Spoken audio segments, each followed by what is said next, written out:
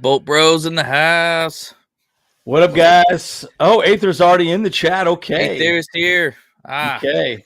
Hey, who's in the house? So, James will not be with us today. Unfortunately, he's hanging out with the hill people in Arizona. Yep. The hills have thighs, and buys, thighs and buys.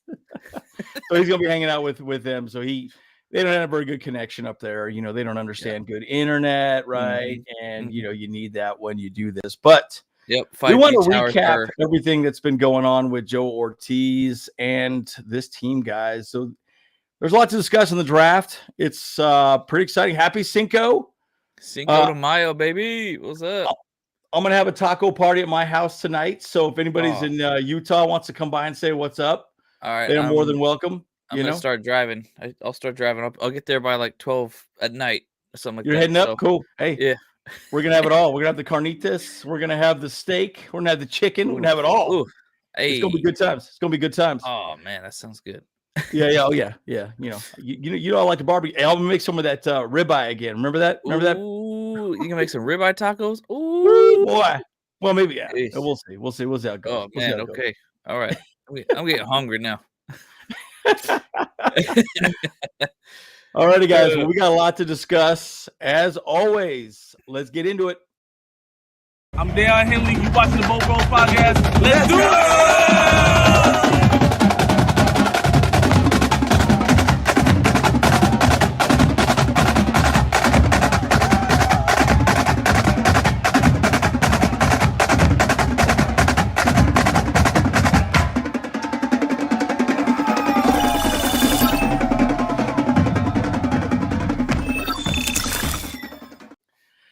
Okay. Yeah, man, I still love that intro so much. It's so nice, dude. It's so nice. I like the other one you did, but we got clapped on it, right? You two I'm still trying to work it out, so it's all good. Yeah, Marvel's pissed at us. YouTube's pissed at us. We get in trouble, guys. We try to toe the line, but we don't do that very often, right? So, hey, I mean, we kind of like Wildcats out here. We run that Wildcat offense over here. Yeah, I like it. Yeah, Aether. I'm already sliding into Kay Adams DMs, dude. You can't keep me away, dude. She's right. She and I, we going on a date. That's right. I'll buy her a salad or whatever she wants. I mean, I'm good with it. You gonna go to 10 Degrees or something like that? What's 10 Degrees? Yeah. That's a place. It's not, yeah. Get her that warm fish salad. Warm fish. I love it, dude. That's so funny.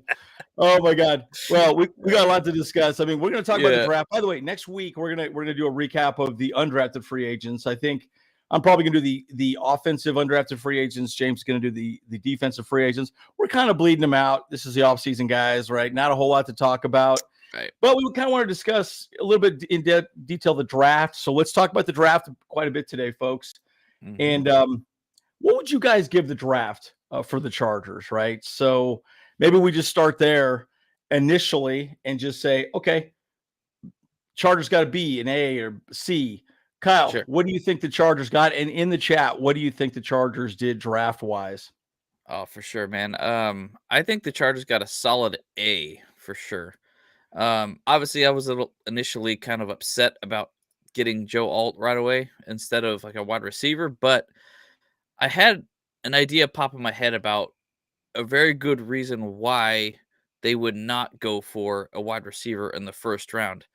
Because remember what Anthony Davis said to us about what he saw in Quentin Johnston. Said that you mean Anthony Miller? Anthony Miller, yeah. Sorry. My brain's still waking up, man. By the way, the reason why we did not go yesterday, I completely forgot to bring this up. Yeah. Kyle was at a barbecue. Where was the barbecue at? It was in Elysian Park over by the Dodger Stadium. Dodger Stadium. Yeah. This is right. It was right there. It was pretty sweet. Yeah. So he was gone. James was gone. I was doing a few other things anyways yesterday. So it didn't work out for us to do it. That's why we're doing it on Sunday. That's right. What up? Yeah. That's a good point. Yeah. So Anthony Miller, he said that what he saw that Quentin Johnston problem with him is that he had a confidence issue. Yeah. And I feel like the truth is, not getting a wide receiver in the first round is going to be a confidence boost for Quentin Johnston. And because, Sure. it's like, they're not looking for someone to replace him right away, and obviously all of us in the Bolt fam were like very much like, we let's get a first guy in the first round, because we didn't have confidence in him because what we saw from him. But I think this is a signal from Joe Horitz and Jim Harbaugh that he is our guy. And Yep. that's why I think that was a smart choice to go with Joe Alt, not only because of it helps the wide receiver game because it gives them time, or the quarterback time to throw to him, but also it was a good signal to him that they're not looking to replace him, and so. Well, yeah, 100%. And my grade would be an A as well. I truly, I feel like there are adults in the room. Finally, they're making adult decisions, and you look at like the Spanos family. They just kind of do whatever the coaches tell them, and whatever the GMs say, and whatever the scouts say. And man, and I'll tell you, there's so much to be said about where this is going as a team. And by the way, I want to make this one comment here. Zach Benson made a really good point. I sent this video to the Bull Pros. We have our own private chat, of course. That Jordan Palmer video is awesome, guys. And Zach, if you can, just throw it in the chat, or we could toss it in later. It's a great video breaking down how Trestman and Roman are going to be creating a really great play action pass and run game scheme. You cannot say enough about how smart Trestman is. He's going to be, guys, we're going to be throwing the ball. Do not get it twisted that we're not going to throw the ball. It's going to happen. So anyways, I'm excited for this upcoming season. I think it's going to be very different. Yeah, 100%. It's going to be really nice. Yeah, like a lot of people do, like kind of forget that we got Trestman out there, like, to work alongside Greg Roman. Like, and that they're going to be a two-headed monster over there, like doing some really fun things and really good things for the team for sure. Yeah, and then important stats has only been done 6 times the NFL Coach of the Year, Executive Time of the Year. Same reason Harbaugh and Ortiz will be number 7, bros. Look, I'll tell you, they're making smart decisions, right? Another great one that just happened this week. I did a video on it on Friday. It happened late Thursday. Is this guy? We signed DJ Chark, and I'll tell you, folks, you might look at this and go, it's not a very big signing. It's not a big signing. Right. Let's be very clear about this. $5 million a year. He hasn't been great since 2019 when he was with the Jags. But here's the thing, guys. It's a very, very good depth piece signing. And I think the ball's going to be distributed. What was the exact words that James said? Not joining on here. Yeah, let's read what James said to us. His thoughts about hopping on here. Yeah. So he said, obviously, I wish I could make it to the show. Just an interesting topic on the wide receivers depth. There you go. Yep. I look at the group as a bunch of wide receiver twos with probably no one getting over 1,000 yards. Just a comparison to the Ravens offense. They have only had 2 1,000-yard receivers in the last 5 years. It probably could go back even further than that, but it was in 2021 that Hollywood Brown was over 1,000 and Mark Andrews over 1,000. Yep. Yeah. Yep. I agree. I think the ball's going to be distributed. I really think all these wide receivers are going to have very specific plays, very specific sets that they come in for. And I think partially why Quentin had such a bad rookie season is he was kind of expected to do everything. And that offense was a glaring, sorry, you're the X receiver. You have to do absolutely everything. And I just don't think he was ready to do that. His route tree wasn't great. DJ Chark is very good. He's very, very good. Not the best. Tyler Boyd would have been better, but Tyler Boyd's more of a slot wide receiver. Also, he wants like $15 million a year, right? I think that's what the Titans are probably going to have to pay him, which is crazy money, right? Yeah. What's up, guys? And again, throw your thoughts out. This video is 100% for you guys. We're literally going to talk about the draft, but throw your thoughts out. We're going to immediately get to your questions also. This is not, we don't have a ton of things prepared. We just want to review the draft with you guys and talk about how we think they're going to fit in the system. But I think, speaking of this, DJ Chark is going to be a very good veteran. He adds veteran presence. You think we might want to go after maybe another defensive lineman or maybe another safety? There's a few people I'm going to talk about in free agency I think we could still go after. And guys, let's not forget the UFL people. We're going to sign people from the UFL. There's this big homie from the Seattle Battlehawks. I think it's the 6'6". His name is Butler. He scored he's like 6'8". He's a tight end for the Battlehawks. I think he's already scored 6 touchdowns in like 5 games. Dude, he's totally somebody we would want to go after, right? So, right. Oh, Larry, I got to hear this. What did you do that's unprofessional? Uh-oh. But anyways, my point is, again, we have wow, we just lost Kyle there. That's interesting. Shoot. So, there's you can still hear me though, right? Yeah, but I just see a little cat now on your screen. Yeah. Working on it. So, there we go. So basically, there's going to be a lot to be said about this wide receiver in general room. I really, truly believe we're going to see a lot of balls distributed. It's going to be interesting. Chark is never had a quarterback like Herbert. I agree. He's fast, great hands, sneaky, good pickup. He went to LSU. We all know what LSU wide receivers can do, folks. I just think there's going to be a lot of ball distribution, right? I think the tight ends are going to get the ball a lot. I think the running back's going to get the ball a lot. People are sleeping on Ben Mason. I think Ben Mason will be he'll be used a little bit more in the offense. I think a lot of people think. So I just think there's going to be a lot of ball distribution. I don't think it's going to be, 1 or 2 guys getting most of the work. Yeah, 100%. I mean, like they're gonna be running the ball a lot more. Like I think too, which is a huge improvement for our thing because we're gonna have a better emphasis on the run game this season for sure. But it's not going to be the only thing. Obviously, like people need to understand that. Like they think a lot of people might think that the way that they run or make the game, that they're just going to run the ball all the time. And that's not going to happen for sure. Like I mean, they're going to throw the ball. They're going to do a whole bunch of different setups that but we're not going to be used to seeing what they do though. I think that's what people need to understand is that like because obviously like everything's a passing league right now, but Greg Roman and Trestman are going to bring a much more balanced run game to the equation. Yeah, a lot of 21 personnel, a lot of 12 personnel, 2 tight ends on the field, right, and just a mixture of guys. Think about this for just a second. By the way, Danilo Chavez, yes. Do you think our special teams need to improve? I think we're going to be fine. The new rules, I think we're very well set up with it to do very well. I think you could see some of these wide receivers, maybe Cornelius Johnson. He's a very good blocking wide receiver. He could end up just being a special team specialist and just finding his way on the roster of the 53-man roster just as a depth piece for special teams. Mm-hmm. Anyways, we'll talk a little bit more about that as well, too. But I think our special teams will be fine. It will be interesting to see, though, where you have Darius Davis and McConkey bringing back, punt returns and kicks as well, too, because it's going to be interesting to see for sure. Yeah. And by the way, this is going to be interesting, too, Zach. Just so you know, at the beginning, so when Roman and Harbaugh were at the Niners, before they had a lead, it was 50-50. They were running the ball, passing the ball, running the ball, passing the ball. But when they had a lead, that's when they started going run heavy. So the statistics drop. That's when they start playing Marty ball. So just remember at the beginning of the game, the playbook is wide open.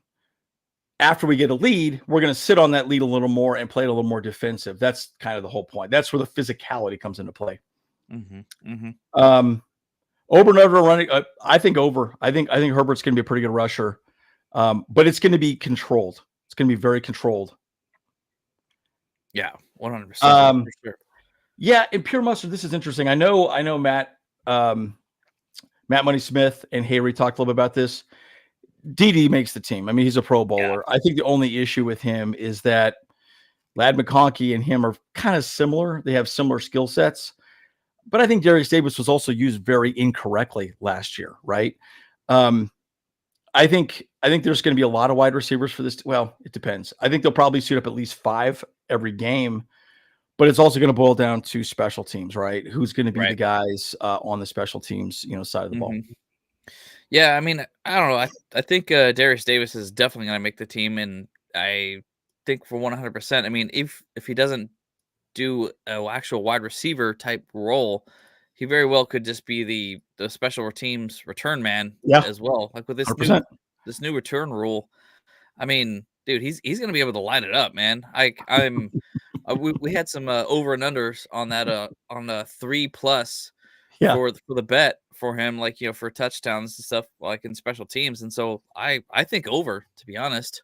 I think man, it's gonna be wild.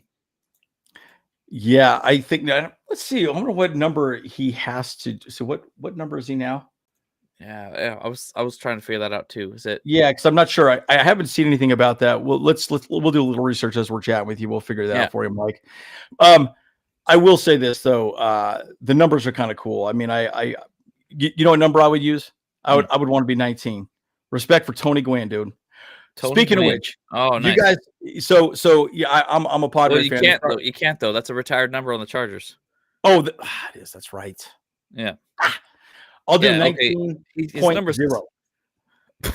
What? Or 19 squared. Yeah. DJ Chark is 17. So I guess for Phillip Rivers, I guess, so like that's the issue for him though. Oh, that's right. Right. So by the way, so the Padres picked up that guy, Arise. He had 4 hits last night against the Diamondbacks. Wow. And he reminds me of the embodiment of Tony Gwynn, the way he hits. He just is aggressive, hits the ball all over the field. I was so hyped. 4 hits, leadoff hitter. Oh my gosh, going to be absolutely amazing. This is a great point. Let's go right into this right now as far as the tackles are concerned, because we want to talk about Joe Alt. Anyways, little side note. That was a big Marlins trade. We gave up a lot to get him, but it's pretty interesting. So let's talk about Joe Alt. Guys, I understand this was an unsexy pick. We all want the flashy, blinky lights, blah, blah, blah, blah, blah, the cool little things. Hey, what's up, guys? Yeah, tacos at my place, Jim. Come on over. I'll make you a Butterfinger protein shake. You'll love it. But this guy is going to protect Justin Herbert the rest of his career. And dude, he's 21 years old. Right. I got the best nickname for him too, by the way. Call him the Mountain from Game of Thrones. We already called that. That's Zion Johnson. No, man. No, we got to call him the Mountain. No. This guy is Control Alt Delete. Oh, I like that too. That's pretty good. Control Alt Delete. That's pretty good. Okay, guys. Good nickname for Joe Alt. What do you guys think? What was it? Was it the Hound? What was the other guy? It was the Mountain and the. And then there's the Hound. That was the Mountain's brother. Yeah, the Hound. You could call him the Hound, maybe. Yeah. Oh man, but dude, Joe Alt is just gigantic. Dude, he's 21 years old, guys. He gave up 1 sack his entire career in college. 1 sack. I think, and only 5 pressures. That's crazy. That's awesome. So remember, Rashawn Slater, Joe Alt. Okay. Bozeman is a lock for center. Let's not even have a conversation about that. I really don't think. Dude, do you realize how big Bozeman is, guys? Yeah. He's 6'5", 350. Or 340, or 330, 340. Bro, huge. Yeah, he's a big old boy. Colossus. I like Blaine. I like that. Colossus. Yeah. Joe Attitude. I like that. Or Altitude. Altitude. Yeah. I like that. Yeah. I can't even read today. Hey, it's all good, man. Yo. Absolutely, Aether. Shoot it out. Our center's gigantic. And I think Trey's going to make the team. I think Trey Pipkins is going to make the team as a guard. Altzilla. Ooh, Kevin. That's a good one, Kevin. I like that. Okay. Yeah, and exactly. You're gonna take away Max Crosby's ability to even have a good day at all. Yeah. So CAD, there you go. Control delete like that. Joe Salty Balls. That's pretty good too. I like that. Yeah. Oh my god, you guys are so creative. I love it, dude. I love it. It's awesome. All right, let's vote on who gets the best name. Yeah. Okay. In the chat, who do you think has the best nickname? But I'll just say this, guys. I just think, look, your right side, your left side, you're going to be protected, and then we got 2 tight ends that control the C gap. So ain't no edge rushers going to do nothing at all. We're going to shut them down, dude. Shut them down. Yep. 100%. Yeah, I think, damn, we got freaking Slater on one side and freaking Alt on the other. Like, Yeah. hey, we got like freaking twin towers right there, baby. You know, like we got. I'm pretty happy with what we got over there, man. Shoot, it's gonna be dope. Oh my gosh, it's gonna be amazing. So I realize it's unsexy, but now you have the right and left tackle for the rest of Herbert's career, and life is gonna be good. So right. And this is a good point. We'll talk more about that as well too. I think McFadden could start over Pipkins, but I'll say this: Pipkins is freakish athlete. He's really good. I think McFadden could be a backup center. And then again, people get injured, right? So people have to step in. Right. I sort of suspect a lot of these offensive linemen are going to be trained and double trained on different positions as well too. I just feel like there's going to be a lot of, all right, this person goes down, you're next. This person goes down, you're next, and going from there. So, oh, here we go. You've been altered. I like that too. That's good too. they had an altercation. He had an altercation. But dude, guys, 1 sack over his entire college career. That's crazy, dude. Yeah. And anyways, pretty high. Pretty high. I think so. There was a meme that someone put out there too. It's like they showed him at draft day, and they were like saying, "All right, yeah, he's an absolute unit, like he was like engulfed that chair." We can call him the big unit. Yeah, the big unit, like Randy Jackson or yeah, that's right, Randy Johnson. But then they also pointed out that he had 0 drip. It was basically like he was like wearing like old man outfit, looked like because he had like some kind of like sweater thing with like a kind I can pull up that meme. I can pull up that meme. And so you can find it, it was just like, yeah, this guy's gonna have a 15-year career because of all that stuff. He's just a very much a football minded dude. Like, he ain't trying to go out for that, freaking flashiness or whatever. He's probably gonna own a ranch, pretty soon. He's gonna be a solid, man. Like I'm hyped on him for sure, man. Yeah, it's gonna be good stuff. You know what? It's gonna take forever. Okay. So let's see what we got here. Aether. Okay, let's go back to February when Harbaugh and Ortiz were hired. Everyone said John Spanos did not give up power. Okay, what happened now? How many picks did he give in the draft? It's been GM and coach only. And I'll tell you, he's completely given up power. He's there to be involved. Now, the one thing I will say, remember what Harbaugh said. The Spanos family is there. I do think Dean is not there very often anymore. I think John is 100% controlling. Yeah. Controlling. He's there. He's in every meeting, right? He's there doing the job. And by the way, how amazing is that new the Bolt going to be, the new practice facility? Oh my gosh. I hope we get the invite, guys. I swear to God, if we get the invite, I'm going to freak out. I'm definitely going to be on a plane out there as well too. Dude, you got to make it happen for sure. Yeah. But I do admit we did not see Dean Spanos out there at the facility when we actually got to go out there. To hang. Yeah. But yeah, John was out there looking at the eclipse with us and stuff too, So he was? Yeah. Oh, that's awesome. It was funny, yeah, because the guy from was it Thunder from Down Under? I think Garrett. He was like he was all looking at it. He's like, oh wow, this is so cool. Then he kind of looks down, and right next to him was John Spanos. Oh, seriously? Yeah. Like, hey, and he handed him the glasses and stuff like that. So I was like, oh, that's freaking wild, right? Yeah. You're like, oh, hey, what's up, buddy? Yeah. Well, that's pretty amazing. And again, I just have to say, it's going to be pretty great. Yeah, Pipkins can end up as guard.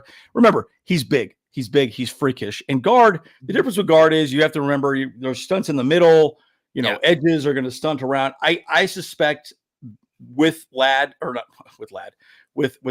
and Slater, there are going to be a lot of stunts moving in the middle. So I think the edges will start stunting up, and then they'll do a lot of stunts, right? So that's where the guards have to step up.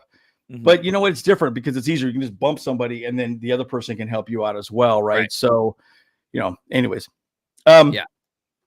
yes, and crazy enough too is that that people are talking about how he can move to guards because when I did my Madden simulation just this past week, I was looking at the stats and stuff like that, and that was actually the best case scenario there, is that Pipkins got moved to the right guard, and then Alt was take over that right tackle position. At least stat wise, according to Madden, that Pipkins actually, had a higher rating than Sawyer Yeah. at right guard than he did. So that was actually a solid move. I was like, all right, that could be the move there if Pipkins does remain on the line.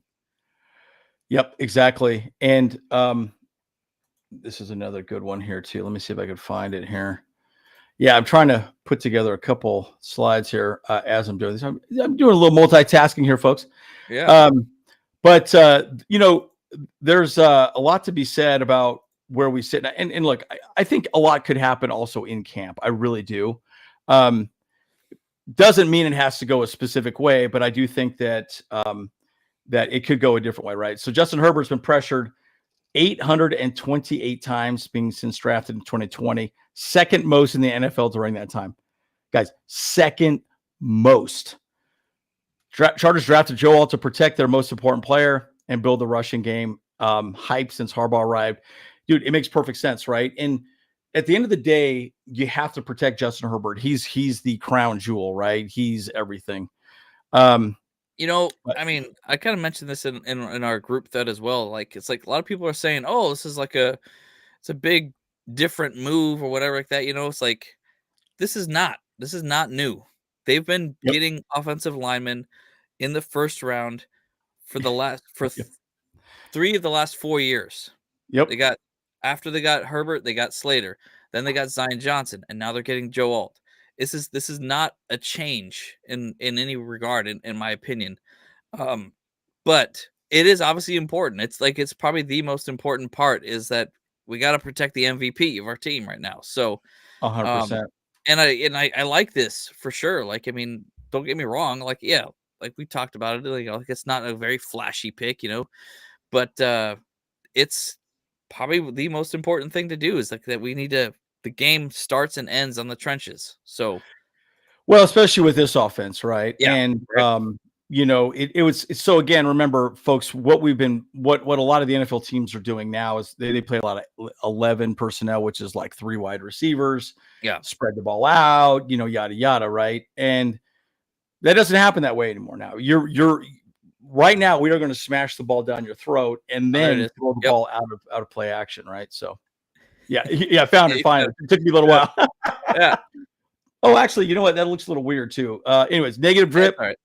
Zero aura, lives in a log cabin in Minnesota, wears only quarter zip pullovers. Bio says, I say 6.8 football and fishing. Yeah, bro, I was about to play 15 years of pro football. Dude, I'll tell you, he is a no frills type of guy, dude. Oh, yeah. And interesting conversations. You guys see the way Malik Neighbors was acting like when he went to New York? He's not happy to be there, dude. Not happy. Really? So, no, and I think he was excited to be in LA. He kind of wanted to be the big shot in LA and all that. So it's going to be interesting to see how it plays out for him there. Right. Yep. Right. Yeah, Bozeman's pretty solid, H4. I would say this. I think that'll probably be the position they draft next year.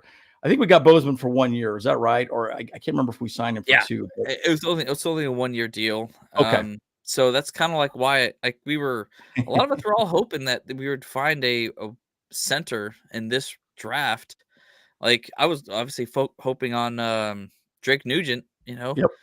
As an undrafted, but I guess someone got the call to him before Joe Harbaugh did. So that's kind of a bummer. But people in the chat were talking about there's a guy Bucky Williams, I think it is. Yep, we signed from Appalachians, App State. Yep, App State. Yeah. He's I have a slide for him. Is he a center or correct?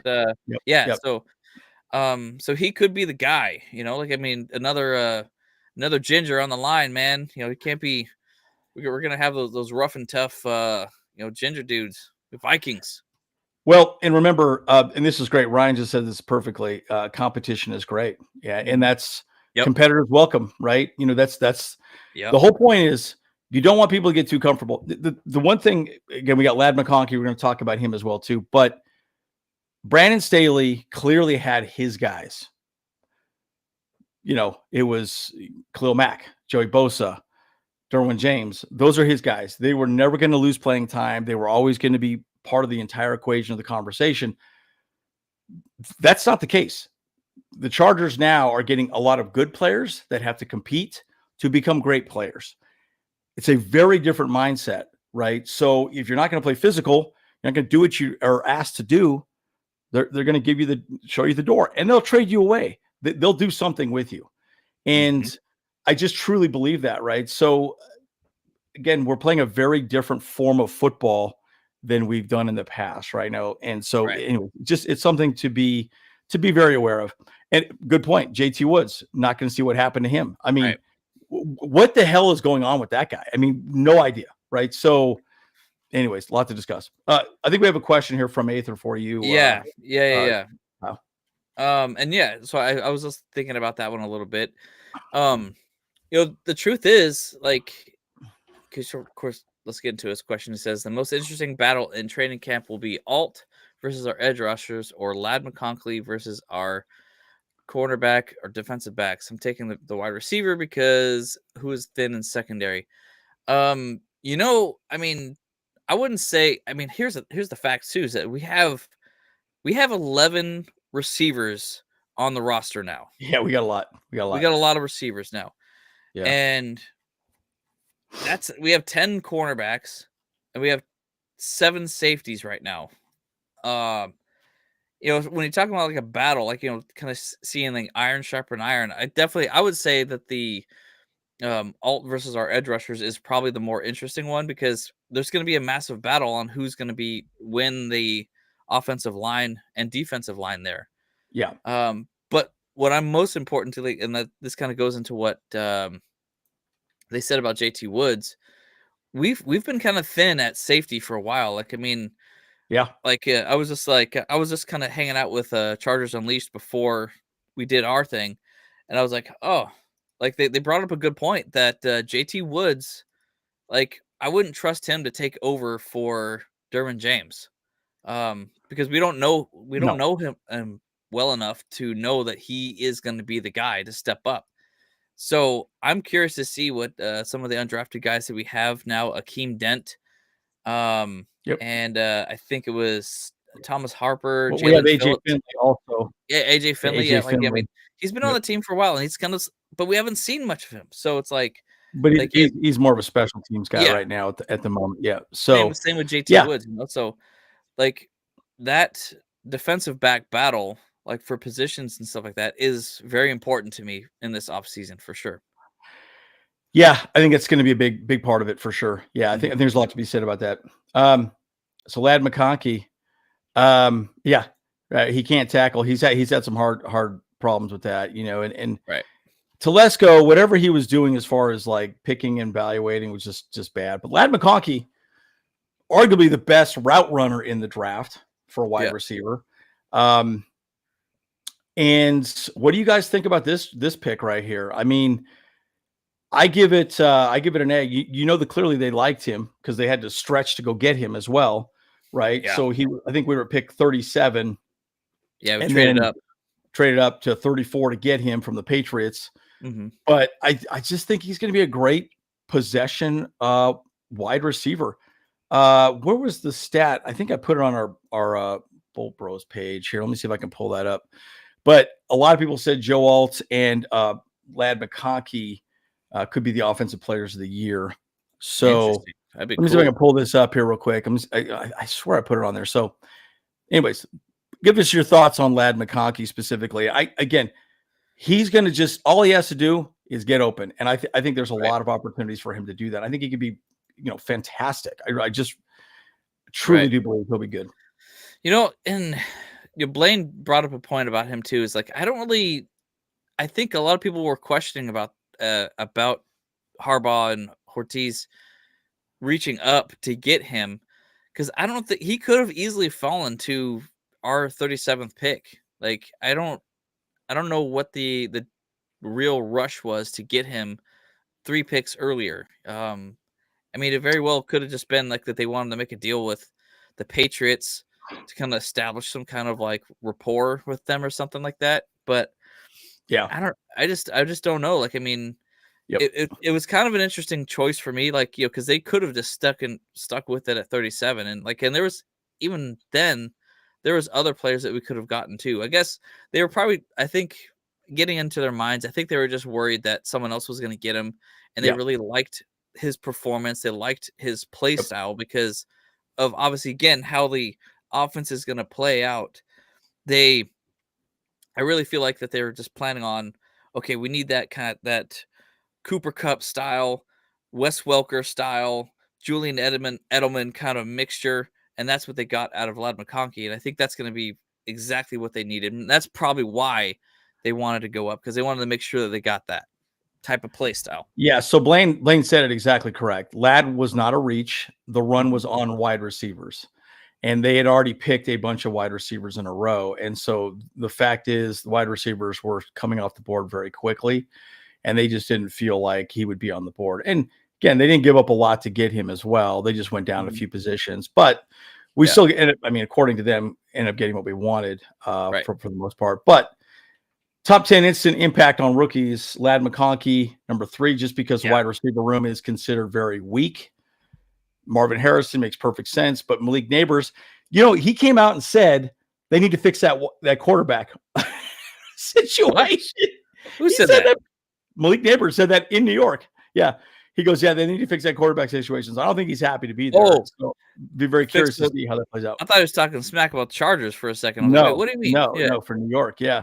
Okay. But Lad fits in good. And again, guys, the whole point of the wide receivers in this offense is going to be create separation. Herbert will deliver the ball. Herbert will deliver. It does not matter. He will deliver the ball, but you just need to create separation. And McConkey is one of the best at creating separation. His route running ability is spectacular. Yeah. Spectacular. 100%. Andrew, my baby, team success is important. I know, but my question, can Junior Coulson win rookie of the year? Yes, 100%. I think it's plus 4,000 right now for him to win defensive rookie of the year. I think he's going to wear the green dot. Folks, he's going to wear the green dot, and he's going to be really great. DJ Chark, bridge for Rice. Well, we got a lot of X wide receivers too, right? Chark is an X wide receiver, so that's technically Q, but I don't know I personally think Q is a better slot receiver than an X, in my opinion. But we'll see. Yeah. A lot to be said about that. So, okay. So we'll talk a little more about Lad McConkey, and then we'll move on to the next. But I just really think that, Lad fills a lot of boxes for what this team wants to do. More of a possession type of format. But again, he's so good at selling like the slants and then sitting and then just running a sluggo, selling it and then just going. And then that's where the play action pass beats you downfield. And guys, I just think you're going to see some really – go back and watch that Palmer video. You know what? Let me just find it. I'll just throw it in the chat right now. Give me a few seconds, because that video is fantastic. It breaks down a lot of what the Chargers are going to do, using, just the run and the pass and kind of marrying both of them. But again, this guy's going to have a great year. I just truly do believe he will. Yeah, I agree. I 100% think that Lad's he's going to be solid. I don't think he's going to get over 1,000 yards because, like James was saying, is that 1,000 yards for our receivers is going to be kind of tough to get at this point. Yeah, so it will be. Yeah, just because I think the ball's going to be distributed, and I think a lot of the wide receivers are going to be coming in for very specific type of plays and packages, right? So we're going to have 12 personnel package, we're going to have 21 personnel packages, and then they're going to run different plays and different formations out of each one of those things. So it is going to be a little different, right? But just remember, there's going to be a method to the madness also. All right, let me see if I can find this video. Man, I watch a lot of YouTube, guys. A lot of YouTube. Oh boy. Might take me a few seconds to find this here. Yeah, no worries. But anyways, Lad McConkey, I think it's gonna be absolutely amazing. Well, and I think Neighbors probably it kind of felt like it was a bit of a slap in the face for him as well, too, right? That we didn't take him over, a big mountain of a man.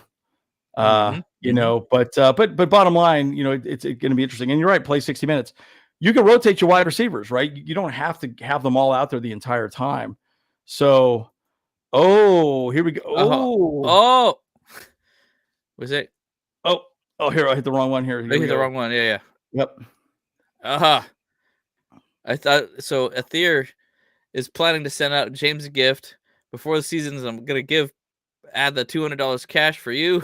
I surrender. Oh, Wait. So did Justin Jefferson? Did he actually officially sign with the Vikings? So it's like it's not happening this year. I'm not sure. Yeah, I don't know. Oh man.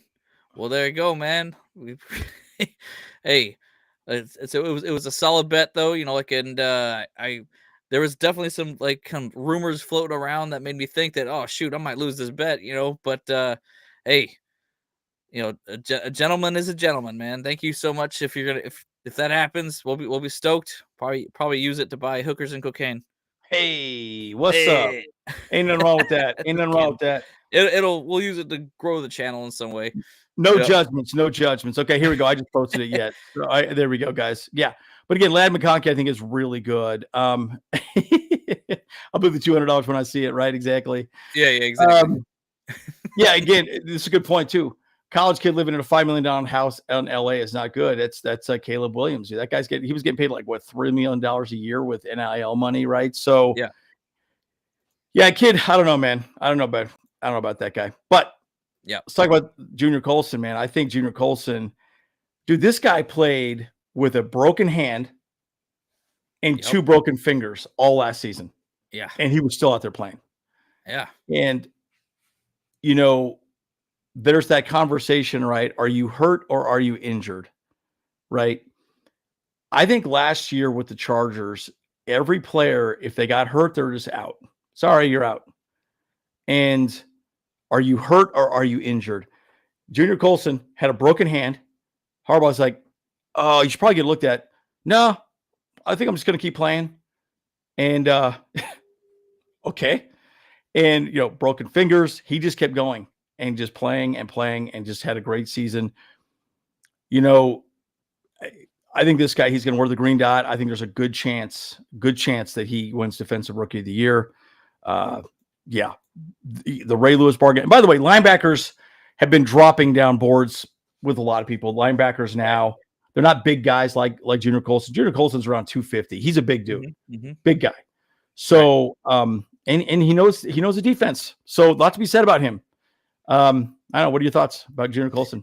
Dude, I mean, I think he definitely has a chance to be Defensive Player of the Year or Defensive Rookie of the Year. Yeah. Because look, let's not shake a stick at the fact that he's been already running Zach Minter's defense for the last however many years, 3 years at least. Yeah. So he's going to be able to get all the entire defense up to speed with how things need to be right away.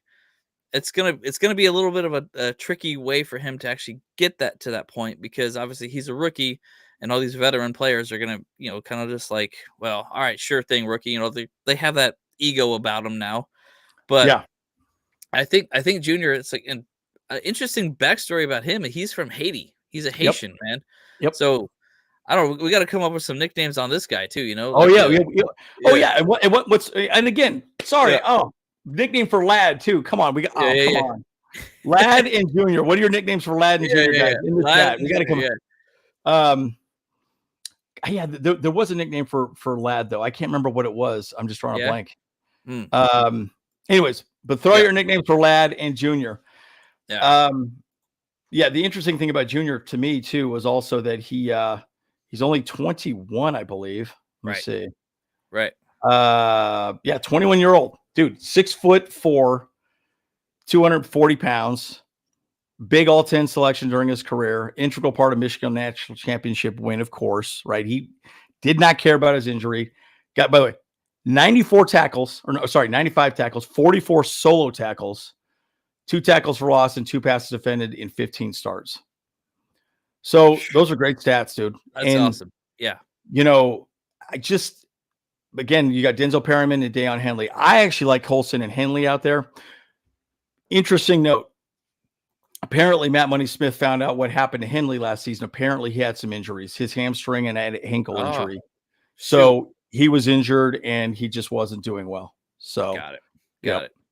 Well, I'm not worried about Henley either, though. I think he's gonna have a great. Uh, Yeah, I don't think that one's gonna stick, but yeah, probably not. But, Coulson Ice. Oh, I like that. Okay. ooh, nice. Okay. But yeah. Oh, well, we got Rice Baby though. Yeah. Yeah. Got that- Right, baby. I like that. Yeah. Yeah, but I'm not, like I said, I'm not worried about Dan Henley like performing or whatever like that. Like I think because he's gonna have a great career. I think he's gonna be super good because he's gonna be an awesome coverage linebacker as well. Like he's not gonna do too much of the pass rush or whatever, but like, because hey man, it's a passing league. You got to get him out there in a lot of sets with Patrick Mahomes, to protect that ball. Yeah, for sure. Yeah. Yeah. Vanilla Rice. Oh, that's pretty good, dude. Yeah. Vanilla Rice. I like that. That's pretty good. Yeah. And again, yes, his real name is Andrew, but yes, Lad is kind of his nickname, of course. But I mean, you got to come up with a kind of a cooler nickname than Lad. I don't know. Nick Neiman's solid. The cool thing about this team in general is there's just depth in every position. But Junior Coulson's great. Again, you got Denzel Perriman, Deion Henley, Nick Neiman, and Troy Dye. Troy Dye is more of a special teams guy. I would think Nick Neiman and Troy Dye are probably going to be the two main linebackers for special teams. I think they make the team in that regard. Then there'll be a rotation of Perriman, Deion Henley, and Coulson. I would think Perriman would probably come in for third and shorts, the really short yardage plays. They're going to run the ball kind of thing. And this might take, they might rotate those three a little bit, right? If they think it's more of a passing play, Henley and Coulson will be out there. I don't know. We'll see. We'll see what they do with that. Coulson, I like that too. Ooh, Rich. You got it. Yeah. Hey, what's up, Rich? Agent of S.H.I.E.L.D. Yeah, there you go. Again, Rich is from Canada, so be nice to him. Okay. Hey, the show's going international. It's international. I like that. Yeah, right. But I think Junior Coulson's a really great pickup. I mean, I'm really, really high on him. And dude, the sky's the limit for this guy. Yeah, I mean, he's going to be great. All right, let's hear your bold prediction. Yeah. Agent Coulson. I like that. I like that from the Marvel movies. I don't know. Disney will probably sue the Chargers if that's the case, but we'll see what happens. Yeah, right. Hey, but then instead of going to Tahiti, he's going to Haiti. Haiti to be resurrected. Yeah.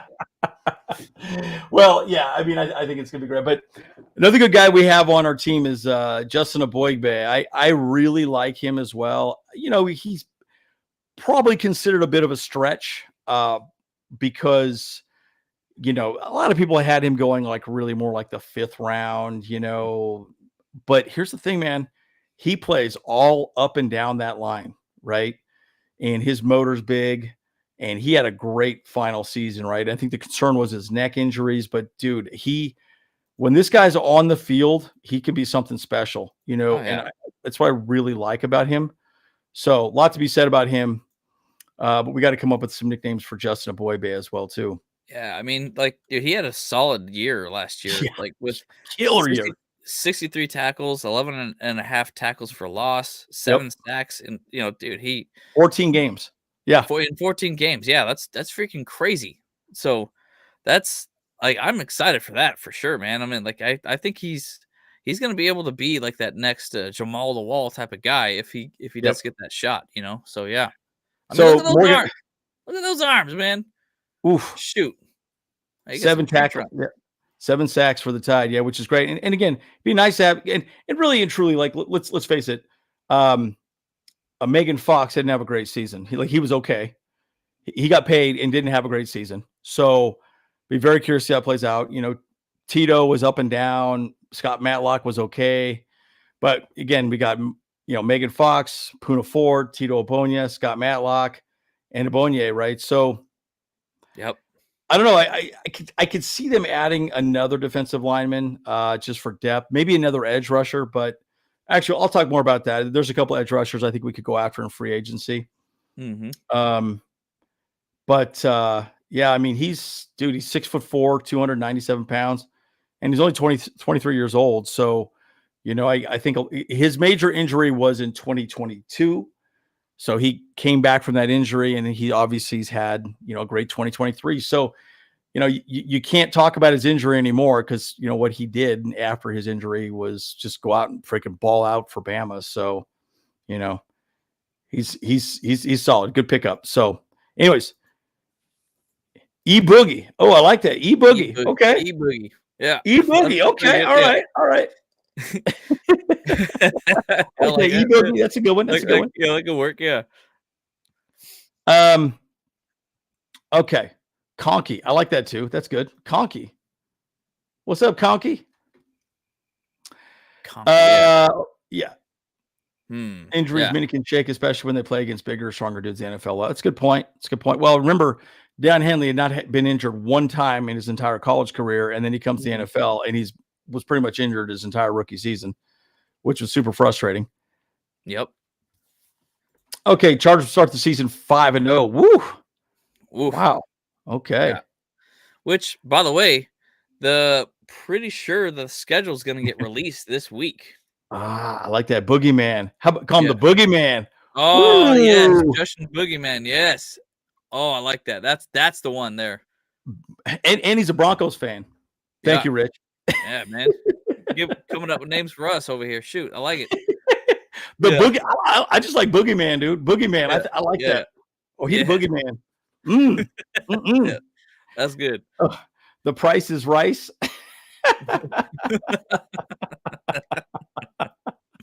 El Kooky.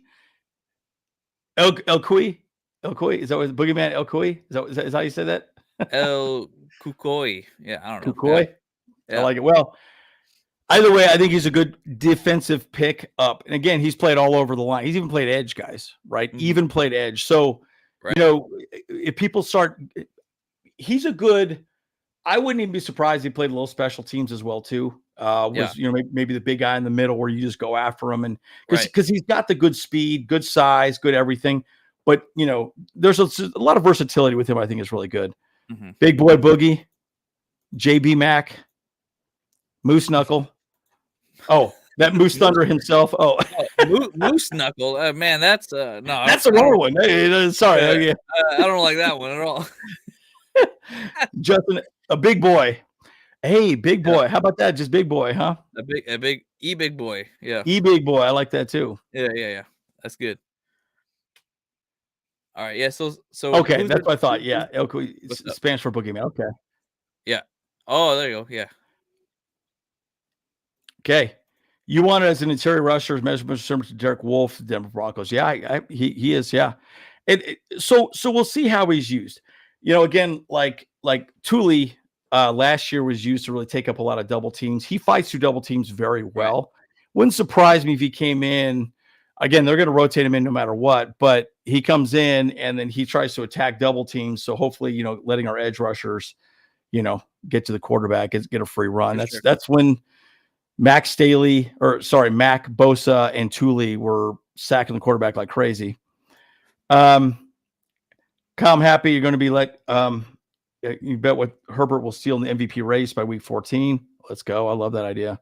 Yes. Yeah, because honestly, we are going to cover the schedule too. So I make your bets though as well, guys. Because Aether is saying that we're going to win the first 5 games. Yeah. He's thinking that we're going to play against the Raiders this first week. I don't think so. I don't think we're playing against the Raiders this first. We might face off against the Chiefs first. First of the first game of the year. And that's what I want. Because we haven't played the Chiefs at the beginning of the year for a while, right? It's actually pronounced Queefs, remember? Oh, yeah. So sorry. I beg my pardon. Yeah. I'm pretty sure. I think we're going to play the Queefs first of the year. That'll be pretty amazing. Everyone hates the Chiefs, dude. Okay, yes. We hate the Raiders just out of spite, and their fan base is beyond annoying. Yeah, but everyone hates the Queefs just because they win everything, right? It kind of goes back to the old Tom Brady conversation, right? Anyways, yes, I did drink my Haterade this morning. Whatever. Okay. Anyways, dude, I'm doing it right now. This is the FTR mix right here. So this one is an interesting one for me, right? Tarheeb Still. I'll tell you guys what's in. Okay, so Eboigbe was also a bit of a stretch. I think in a lot of people's boards, but Tarheeb still wasn't even on people's boards. A lot of people's boards at all. So yeah, but he had a very productive college career, right?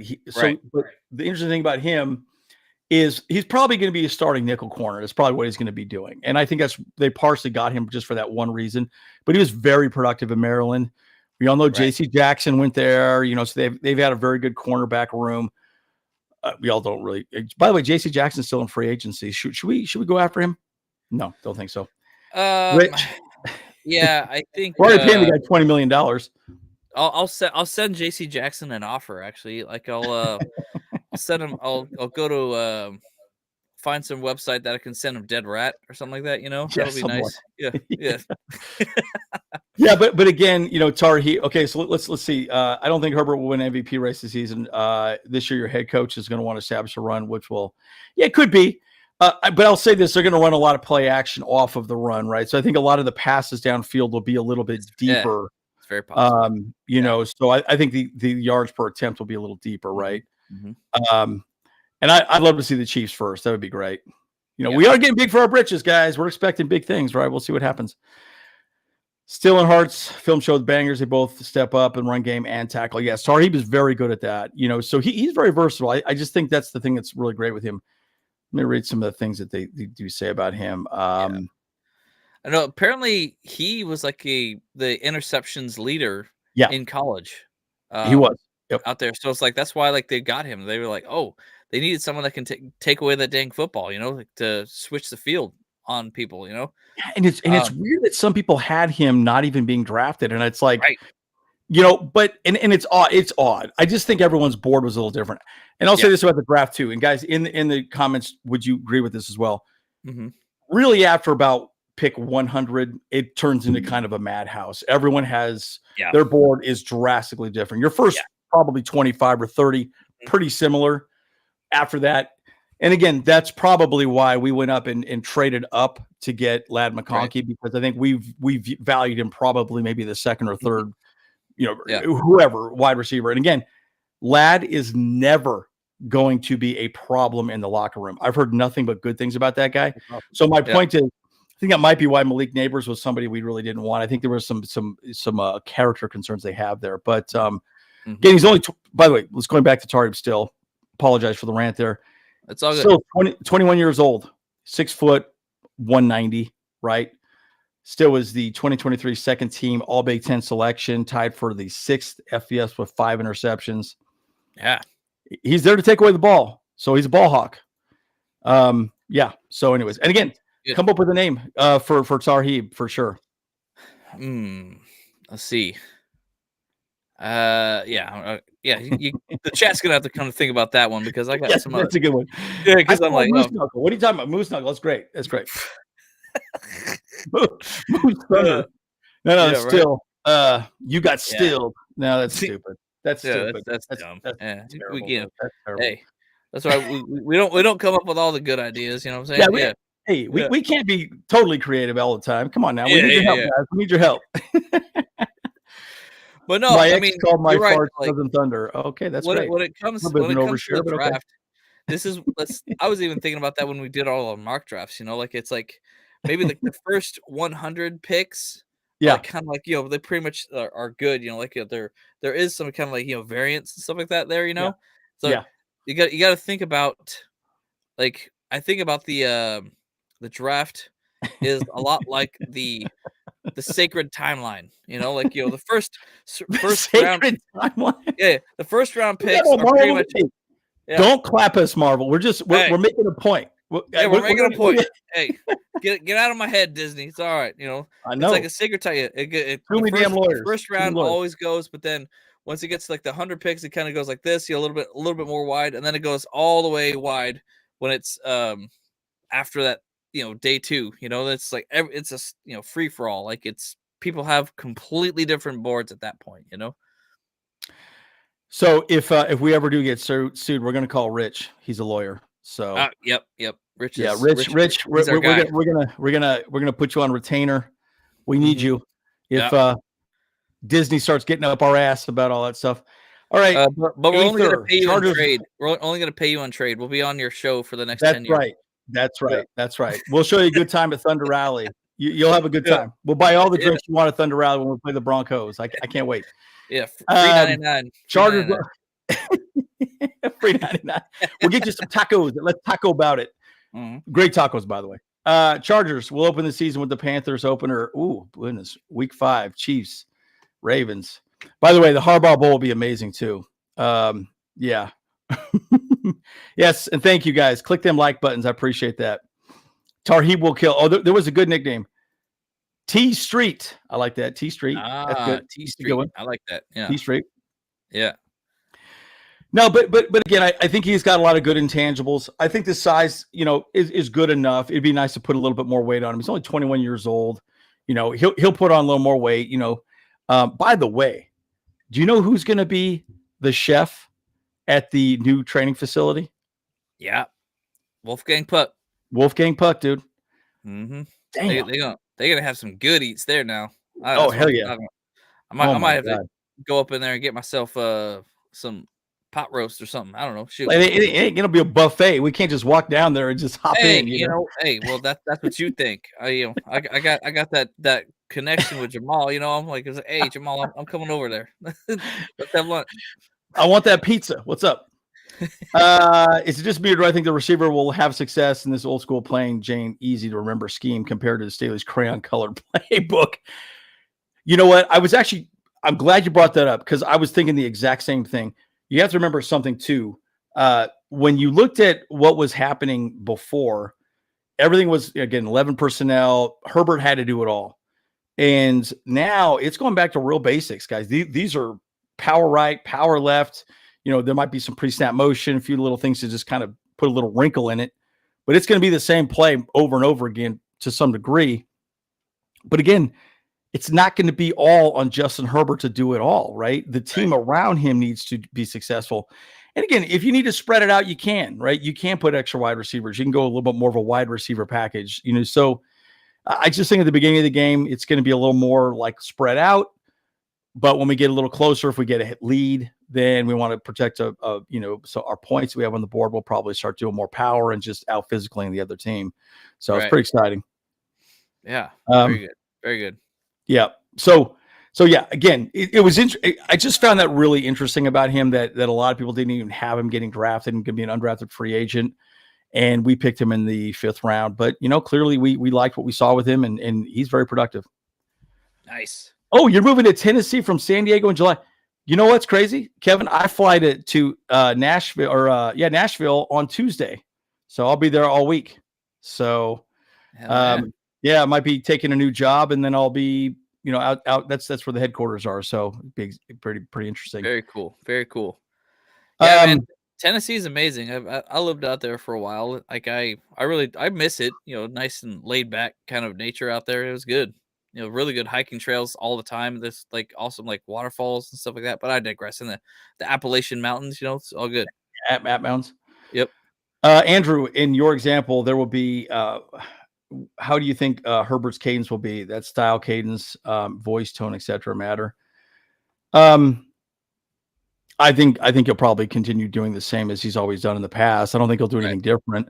But again, well, of course, we all know on our home games, we haven't had a lot of fans there. They pretty much had to go to silent count, in our own home games. So we did a lot of home game silent count, type things as well too, which is really frustrating, guys. Right. So that's why we need to get these guys in LA there. So we need to get the butts and seats, guys. We need to spread the word as much as you can. I know it's expensive to go to the game sometimes, but we need you guys out there for sure. Exactly. Harbaugh, we out there battling ropes. Oh yeah, worried about the missing activation before practice, is downward dog before the game. Yeah, and the cat cow stretches that what's the Nugget was doing. By the way, that's a great stretch. I do it all the time. He better send me flowers. KC week 1, man. I would love to get KC week 1, man. That would be so good. When you make the calls at the line, I would prefer that. Week 1 KC. Yeah. Oh, okay. Okay. I'm getting your question now. When you make calls at the line, I don't know that he's going to be making calls at the line. I don't know that that's going to be the case. Again, we don't know. I haven't heard anything about that. And Greg Roman's been very button-lipped about it. I know that when Kellen Moore came here, he said that basically he was going to have a number of different plays. He was going to be calling plays at the line. I don't know that he's going to be doing that. So I'm curious to see if that's what he does. I'm just not sure. I'm not sure. Aether in the chat pretending he'd be like Miley Cyrus. Yeah, a wrecking ball. Yeah, he sent me flowers. That's Miley Cyrus, right? Wrecking ball, right? Yeah. Yeah, because he wants me to send him flowers, because like that song. Oh, I yeah. can buy my own flowers. Yeah. That's a great song. I'm not going to lie. Do you like that song? You like that song? Yeah. But Tar Heel still, I like this pick. The more I looked into it, the more I liked it. Right. So, again, I'm going to say something's going to be a little controversial. I don't know that we re-sign Asante Samuel. I'm really curious to see if we let him walk after his rookie contract. I don't know. He's not a great tackler. He's a ball hawk, but he's not a great tackler. So I don't know. What do you guys think? I mean, I'm curious. I think it's a big year for him. I think it's probably a better way of saying it. I think it's a big year. He's going to have to step up. Andrew, I used to live in Johnson City, Tennessee. You'll love it there. I spent some time in Knoxville. Oh, wow, that's amazing. Did you make your own moonshine too? Because I know that's what happens out there quite often, right? I used to watch that show all the time. What was that called? Moonshiners? That was a great show. Can't understand a damn word half those people say out there. What in the hell are you saying? Like you need like subtitles, Right. All right, guys. Really, so this guy, go ahead. We had a question from him. I just saw it here, right here. Who will be the starting wide receivers and tight ends for the LA Chargers? Wow. Yeah, that's a tough call. I mean, tight ends is pretty easy. I mean, I think it's going to be Hayden and Hurst or Disley and Hurst. Yeah. And then like I don't know, like tight end is an interesting group for me though. I will say, going into thinking about the head a little bit on the tight ends for the undrafted players that we have. Yeah. There's definitely at least one undrafted one that we got that I think that we could make it. And I think that's going to be Zach Hines. He was a monster out there, so he could take over Stone Smart's position. I think could be a solid part there. For wide receivers, I mean, it's going to be a battle, Yeah. Like, I mean, I think it just out of respect, it's going to be Palmer as, the leading guy, and he's going to be good. Don't get me wrong. He had a couple of amazing catches out there, like especially in practice and stuff. And I think QJ is still going to have his spot too. But man, we got a lot of depth now. So I don't really know who is going to really be there because it's going to be such a tight battle. Just got to figure out what Harbaugh and Hortz want for their positions. Yeah, so and it's going to come down to Harbaugh's decision. It's not going to be Ortiz. Ortiz doesn't have anything to do with that. But sure. Yeah. But I think it's going to be a rotation of players. I just have a hard time viewing it. I don't see it really as a wide receiver 1 or wide receiver 2.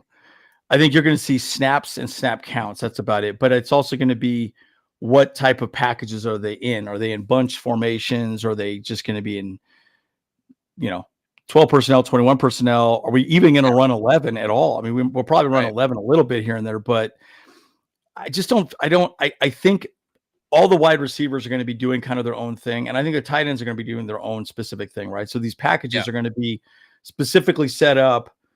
And depending on how the game is progressing, determines how much people are out there as well, right? So if we go more spread, we might see more Quentin Johnson. If we go more, and DJ Chark is, dude, you almost have to argue he's our wide receiver 1 just because he's a veteran. Yeah. So it'll be really interesting. By the way, Kevin, that's amazing that you shoot music videos. Kyle's in the music industry or movie industry. He does sound. So you guys should chat more about that as well too. Yeah, that's very cool. That's awesome. I dig that, dude. Yeah. So, but Cam Hart, a lot of people got enamored with him, and you see my video on Cam Hart. I can understand why. I just think that he didn't have a lot of production in college. That was his problem. right? When you look at a body of work, I think there were a lot of things that he did okay, but not great, right? But he's got all the talent, guys. He's fast. He's big. His footwork isn't amazing. And he hadn't had any ball production. I don't even think he had a single interception. But dude, he's 23 years old, 6'3", 202 pounds.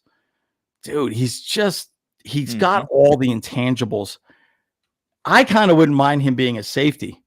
So I'm curious if they start kind of moving him around, kind of monkeying him around different positions. To me, safety makes sense to me with him, with his size. I don't know. That's just kind of my take, but we'll see. Well, you know what stands out for me on him? Out of 308 coverage snaps, he has not allowed a single touchdown. Let that sink in. Cam Hart has not allowed a single touchdown on all of his coverage snaps. So I think that because of that, he could be a lockdown corner. Yeah, he'll give up yards. He gave up yards, here and there, stuff like that. But if he's not letting up touchdowns, that's more important than yards. Like, just they can't score, fine, great, that's perfect. But he did have 3 forced fumbles and a fumble recovery as well. So, like, I think he's going to be a sneaky good pick right there for sure. And by the way, I had this thought about him too, because he's from Notre Dame. I was like, part of me is thinking that I think Jim Harbaugh is also very much secretly, maybe not so secretly, a Notre Dame fan as well, even though he played for, coach for Michigan for years and years, because obviously he's Catholic. So he got 3 Notre Dame players and he got 3 Michigan players. So that wasn't something I didn't even think about before the draft. But yeah, he's also a fan of Notre Dame. He probably watched Notre Dame just in casual afterwards, Yeah. And so the one thing I will say too, again, that's a good stat. 308 coverage snaps. That didn't mean the ball was thrown to him 308 times, just so you know. I know, but still. But that's my point, right? So he only had 21 tackles, 15 solo, and 3 tackles for loss, and only 4 pass breakups. Right. And a forced fumble and fumble recovery. So the argument could be made that either they were not throwing the ball his direction, or he just, for whatever reason, was just not picked on in college. So I don't know. And I think a lot of people look at his footwork and just what he did, score-wise at the combine and go, he's not a finished product, right? And so yes, everyone is going to view it differently with him. And I think that's why he's probably the biggest question mark in the draft, in my opinion. And again, come up with a nickname. Come up with a nickname for him specifically, chat. But again, I think he's an interesting prospect. I don't think he's a finished product. Probably play special teams. And again, most of these players that were drafted are not going to go to the practice squad, of course, because they'll just immediately get scooped up when they go back to the practice squad.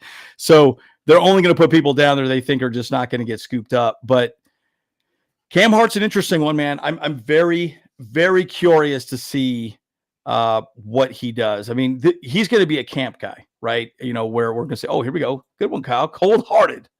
Yeah. I like that. Okay. So again, but I think he's very controversial, right? I think a lot of people see that and go, oh, he's great, but his body of work wasn't good. Now, the one thing I will say is defensive back coach from Notre Dame is with the Chargers now, Chris O'Leary. So I do suspect that he probably was, that was his main pick that he wanted. He wanted someone like him that he could, continue to work with and go from there. Yeah. All right. Hey, you know what? I don't know. I think he was actually one of the guys that I drafted a lot when I was doing my mock drafts, though. But I think he's actually going to be I think he's going to be very, very good. He has potential to be a lockdown corner. I hope, at least. Well, he's got the body for it. Right. Didn't have great combine numbers, but again, it's when you're evaluating someone, you have to evaluate them from their entirety of their work, right? So you see all their plays, good plays, bad plays. What do they do when they're not on the field? Are they taking plays off? Are they not running? when you're down, are you still trying? All the above. Cam, eat your heart out with jelly and jam. There we go. Okay. Eggnog surfboards, steal the draft. Hart as a baller. He'll start this year. Corner. Okay, I'd love to see it. Like I said, I really do think he's a good safety. I like him at safety. I think JT Woods is. I don't know what the deal is with that guy, dude. I'm just so confused on. Yeah. Maybe there's a mental issue there. Who knows, right? Mm-hmm. But for whatever reason, he's struggling. He's not on the field. So again, Cam Hart, I like him. But like I said, I think he's a bit of a work in progress. Again, keep throwing your names out there as well. Mm-hmm. So let's talk about this guy, Vidal. Everyone loves this guy. And everyone, and again, I'm not a small school guy either, right? And Troy, Sunbelt College, Sunbelt, not college, Sunbelt Division, not exactly the highest level of competition. It's not the SEC. So when you see his stats, you go, okay, cool, whatever. He played with like lower quality players, right? Yeah, you can score more points, but I mean, he does a lot of good things. I don't know. What are your initial thoughts on this guy, Kyle? And in the chat, what are your initial thoughts? I heard a perfect term, I think, for the smaller college players. Like when you talk about like a small college, you call them the hipster picks, because I like that. Okay. Yeah, okay. because there's these like really like obscure colleges that have like amazing standout players that are playing on them and stuff like that, so like they're like the hipster choices, yeah, because that's that whole thing. It's like, oh, it's really obscure, you probably don't know about it, but it's things like that. So hipster college, I like that. Yeah, that's good. But I think Kamani, I don't really know. Like, I mean, I don't really know how deep he's going to be able to make it into the team because we're gonna have Gus the Bus, we're gonna have J.K. Dobbins playing, and they're gonna need to be fast and physical and just breaking tackles and stuff. So, like, I think, I mean, Kamani could end up being like a return man as well, like along with Darius Davis. But I mean, are we gonna really need to run 3 running backs out there in some setups? I don't think the 31 personnel really exists, does it? So no, I mean, like, I don't really. I could see us running at least 4 running backs, and so this could be the reason that Spiller gets kicked off the team or something like that, or gets cut. Yeah, so we got Gus Edwards, J.K. Dobbins. I think if Dobbins can stay healthy, I think Gus and J.K. are going to split carries. I really do. Yeah, no, 100%. Well, think about the room that we have now, right? And Gus is a bowling ball. He's the short down back. He's the goal line back. J.K. Dobbins is electric plus a physical back. That guy is big, dude. He's big. Mm-hmm. And then Spiller, we just haven't seen enough of him at all, right? He's young, but dude, Vidal is 22 years old, 5'8", 213 pounds. He's more like 220. Mm-hmm. Dude, people describe him as rocked up, like just the rock, like just a rocked up, muscly dude. And you remember at 5'8", you're 220, low center of gravity. He's going to be hard to bring down, So you get my point, right? Gus Edwards, bowling ball, just like a Mack truck coming at you. J.K. Dobbins, a little more finesse, but also hard to tackle. Vidal makes sense because he's just low and hard to tackle. So, and again, he's very north and south. He's not really a cut and go type of guy. And he breaks tackles, by the way, too. Just Vidal does. He breaks tackles very well. Oh, good. So, again, and does Spiller even have a seat, right? I mean, it's a game of musical chairs now. You just got to wonder. Vidal Sassoon. Oh, there we go. You know what? It was funny. I always think the same thing. You could totally use a play on words on that. I like that. He does kind of look like Emmitt Smith. I like that. But again, spark plug. I like that too. That's good too. Yeah, there you go. I like that. Yeah, it works. Fire Well, plug. Yeah. Joe Horitz calls him the bell cow. I don't know. Yeah. Yeah, it's crazy. Yeah, he's like Warren from Pittsburgh. Yep. No. And yeah, you're right. He's not an every down back. Again, just like the wide receivers, I actually really suspect there to be a running back and a wide receiver by committee. I think they're going to rotate a lot of players in, a lot of players out, a lot of players in, a lot of players out. I do also suspect. Do you know how like the not the Niners, Miami used to run where you have a guy in motion? Usually it was Tyreek Hill. You'll have Tyreek Hill run on one side of the ball. You'll fake a sweep with him, and then you'll just run behind the other wide receiver on the other side of the ball. I could see that being the case almost every single play. And the reason why is you're trying to set them up for either the sweep or something else as well too, right? Then you could, because again, it makes them think for a split second, oh, is he going to get the ball? I have to look that way. Oh, wait, this guy's already passed me. I could see them doing a lot of really unique things. And I think Vidal definitely fits within that scheme very well as a switch up. So that's my take. Yeah. All right. Vidalia onions. Kamani Vidalia onions. That's pretty good too. Hey. Sproles. There you go. Yeah. What are we going to say, Kyle? Oh no, I was just thinking, yes. Like, I mean, he's going to be a solid player for sure. Like, I'm excited for him. But I don't think he's not going to get the start right away unless like some serious things happen. That gives him opens up the door for him. But it's wild though. This is like how many years has it been? I think like 5 years in a row that we drafted a running back in one of the rounds, which is totally fine. I mean, running backs, it's a young man's game. Like, I mean, yep.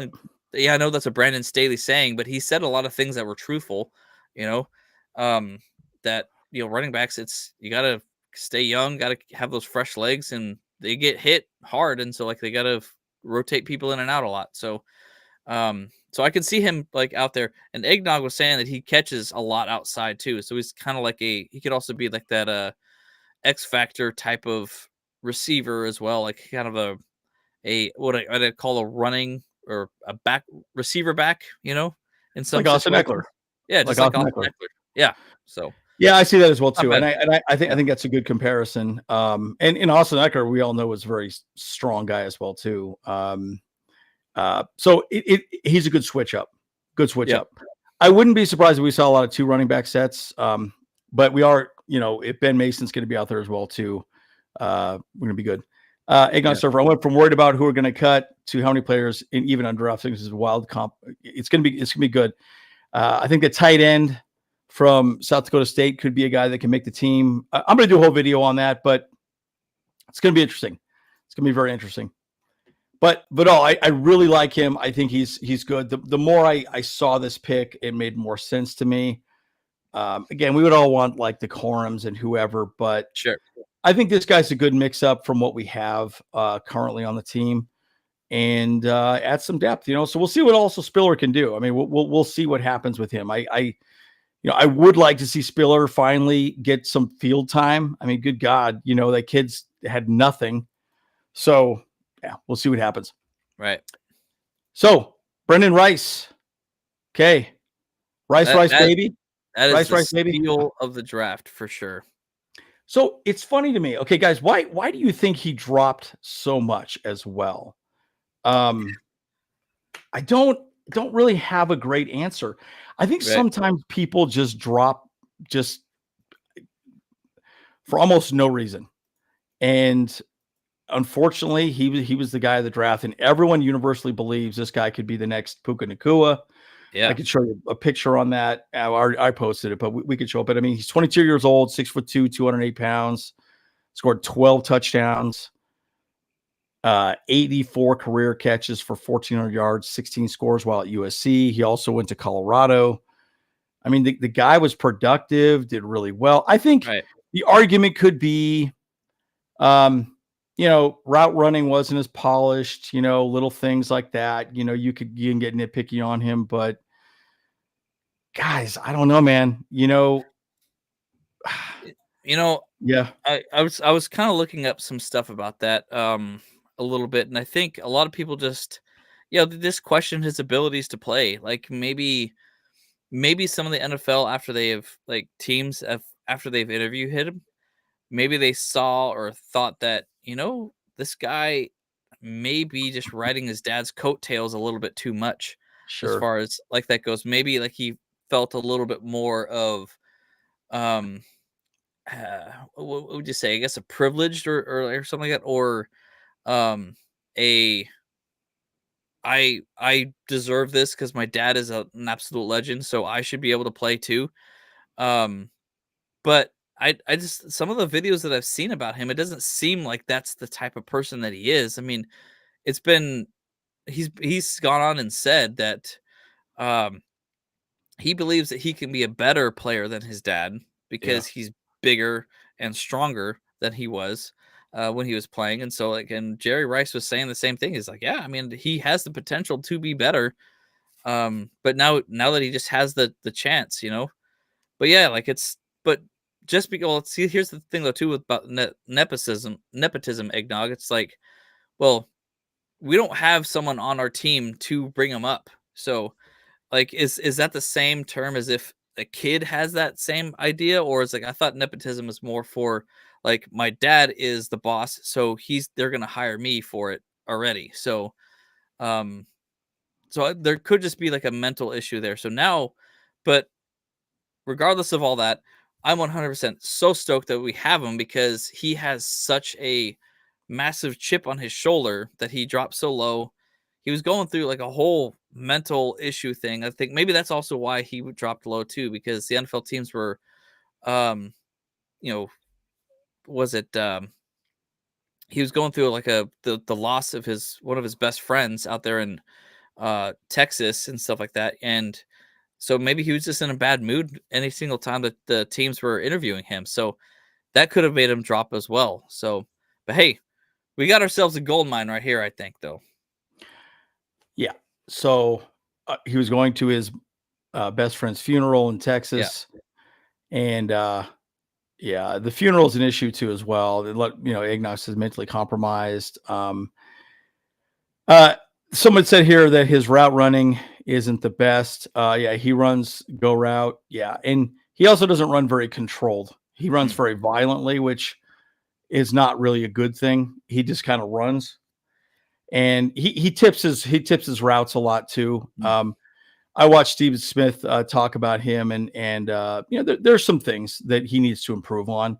He's not perfect. You get down to the 7th round, you're definitely not perfect. You're not a day one starter, most likely. But look, it doesn't matter, right?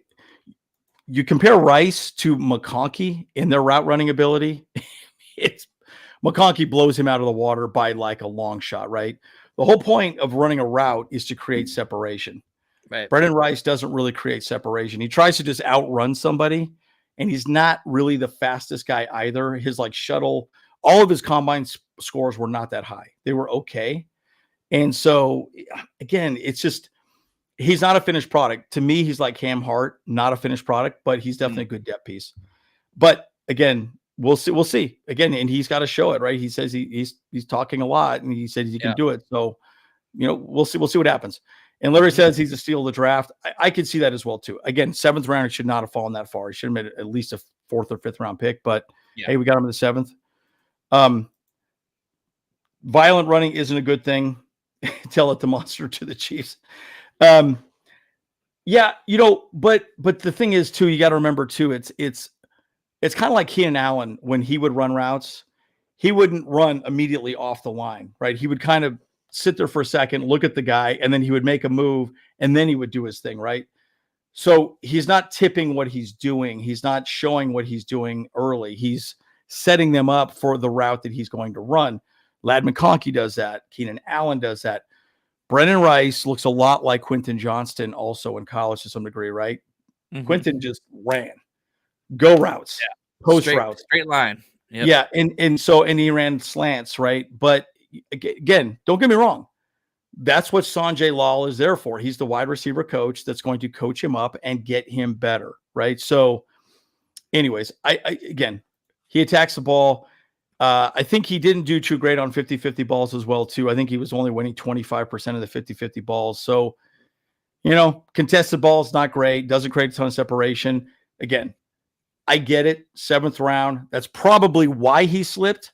That doesn't mean he's a bad wide receiver. It just means there's some things he needs to work on.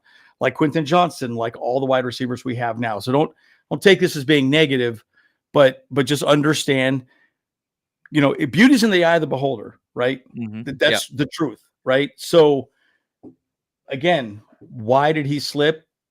That's probably why, right? And that's a pretty honest assessment. So Zach Ben said, right, he attacks the ball. He's going to be a superstar. We'll back on the draft and wonder why he fell to 7. Hell, I'm already wondering why he fell to 7. He shouldn't have fallen that far. I think 5th makes sense, maybe top of the 6th, but we'll see. Yeah. I feel like in a lot of ways, the biggest thing though too about him, because Paradise Hills is thinking that he's not going to be that great, not as great as his dad was, and I think that doesn't fall on him per se. No. I think that falls on the quarterback stepping up and getting the ball to him in the best way, because I mean, do you really think Jerry Rice was as good as he was without Joe Montana or even Steve Young at that point? Like they were both freaking Hall of Famer quarterbacks, like they definitely made everyone around them elevated, like way better. Yeah. So like they got them the ball exactly where they needed to be, and it made it easy for the receivers. And the only thing that I do remember from Jerry Rice is, and I hope this translated to Brandon Rice, is that Jerry said, like, whenever he gets the ball, his first thought is touchdown. Like, I'm making my way to that touchdown as fast as he could. Like, every single drill, he just would always just run to the house as much as he could. If he gets tackled along the way, then it's fine. But that's how his thought process worked. He's like, I'm not thinking about anything else besides touchdowns as soon as the ball's in my hand. So the other thing too is here I'm going to show you guys this. This is a lot of people comparing him to Puka Nacua. Yeah. I think there's something to be said about that. I don't know that I would really call him Puka Nacua. I think he's very good, but I don't think I'm having a really hard time pulling this up. Sorry guys, this is taking forever. I don't know why this is not working. Okay. Not sure if this is the right one or not. Okay. Well, anyways, I could show you this. Yeah. Anyways, basically they're comparing him to Puka Nacua. Puka Nacua is a better route runner. Okay. Bottom line, right? He's more like a Lad McConkey. In the NFL, route running is huge because it's important to create the separation.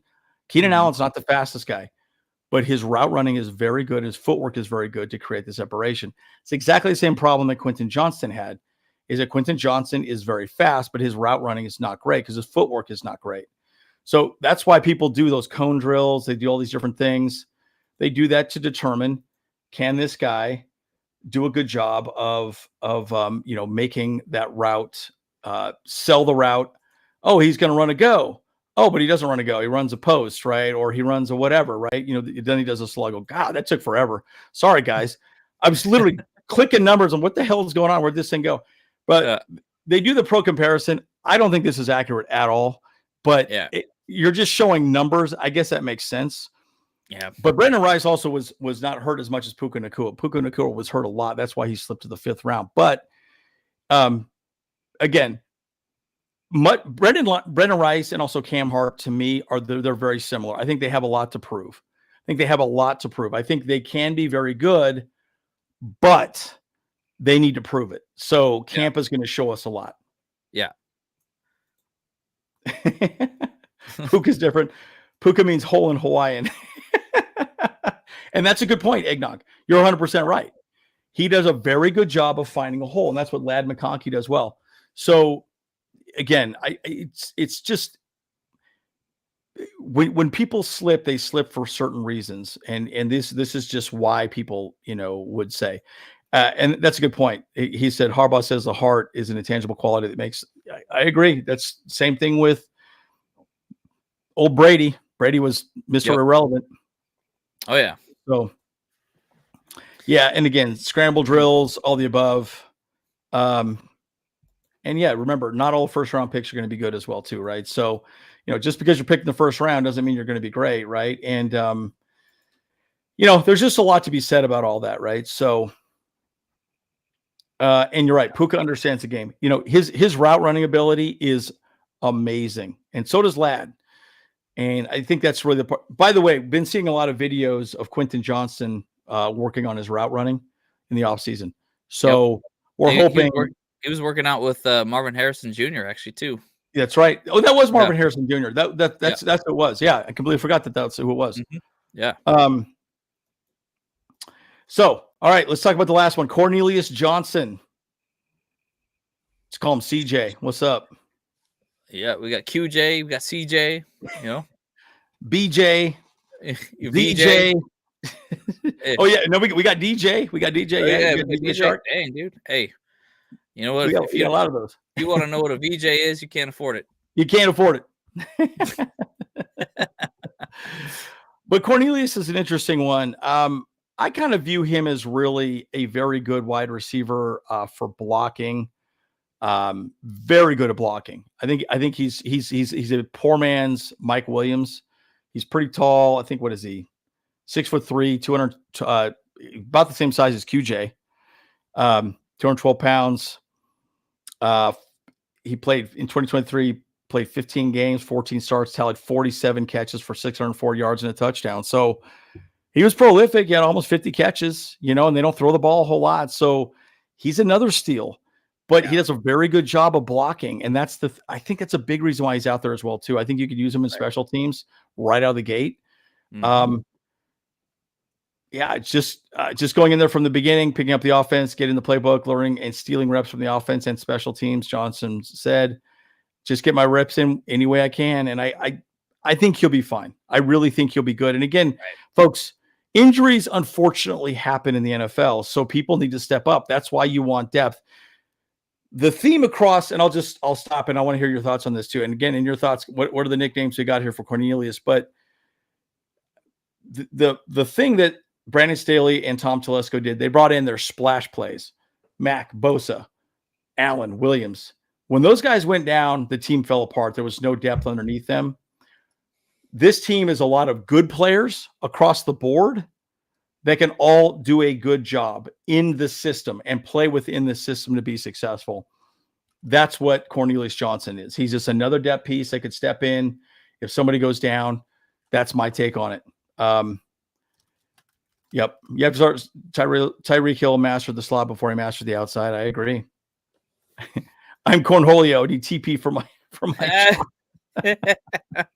There you go. Competitors welcome. Okay. What are your thoughts on Cornelius, Kyle?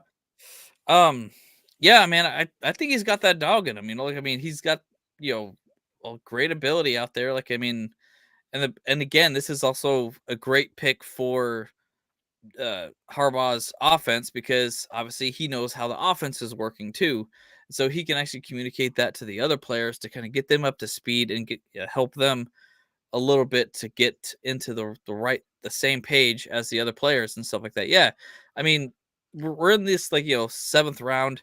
Obviously, the 5th, 6th, and 7th rounds are obviously more depth piece type players, potential hidden gems. Because all they really need is a shot to prove who they are and to prove their worth, so they can actually do it. But I feel like Cornelius, he's going to be able to do good, and right away he's going to be obviously maybe a gunner position or some type of special teamer and stuff like that. Same with Brendan Rice, that they got to go out there and get themselves on a team and get that bigger position. And so, but I think he has the ability to do well as well. Like I said, though, earlier, this is a massive wide receiver battle. We have 11 wide receivers on the team now. Yeah. So before the draft, we had 3. Now we have 11. There's going to be a massive battle here. And I think it's important that DJ Chark is there, because he's the old guy. And so he knows he's going to be the veteran, the mentor. Because aside from that, from Palmer, I think everyone's 2nd, 3rd year players. Yeah. So it's geez. So it's going to be really interesting. I think he'll work out well. And obviously, fingers crossed, we don't have any issues with injuries and then have to go through all of our depth chart just like we have in the past. That's my biggest thing when it comes to wide receivers right now is like, I hope we do not have another Mike Williams player. Yeah, Mike Williams was spectacular in some situations, but he was injured every freaking year. And I don't like seeing that at all. Like, I want to see these players play. And I know they want to play too. So, and that's why I'm hoping that Ben Herbert is going to be able to keep all of our players healthy for the longest period of time. Yep. Miguel, good to see you. I'm late, but all right. So let's get to some questions here. How soon can we see rookies? So May 13th is rookie camp. So next week, so 1 week from now is when they're supposed to report. As I understand, we haven't signed our rookies yet, so they need to get signed. Them signed. What prediction starters for interior defensive line? Boy, that's a good question. I mean, Puna Ford probably. I think they seem to like him a lot. Yeah. Which player will get snagged out the practice squad? I don't think either one of them are going to go to practice squad. I think you keep your players you draft, and you're at least there for the 1 year. Surprise cuts. I think the one surprise cut I might see would be Stone Smart. Yeah. Because he's a converted wide receiver. I think he was kind of put into that system last year. He's not a great block. He's terrible blocking tight end. So that doesn't really fit. So that the one guy that I think could make undrafted free agents, that big tight end from undrafted free agent from South Dakota State. What's his name? I think he could make it. So I'm thinking also surprise cut would be Chris Rumpf, the second. Yeah, I can see him maybe and maybe even Ty Shelby, getting rid of them as edge rushers. Yeah, I don't think Ty Shelby makes it. Yeah. Yeah. So, and because there's a undrafted guy that I really like that could take over one of the positions is Savion Jackson.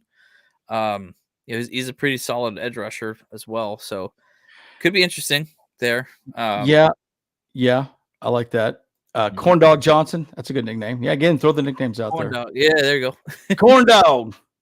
Dog. Guyton and Chark are very similar. Chark's a little taller. Guyton is. I don't think he's still a free agent. I don't think. Well, don't think we're going to sign him now. This guy Zach Hines. That's his name. Luke Benson. I like Zach Hines a lot. Yeah, big dude, 6'6", big dude.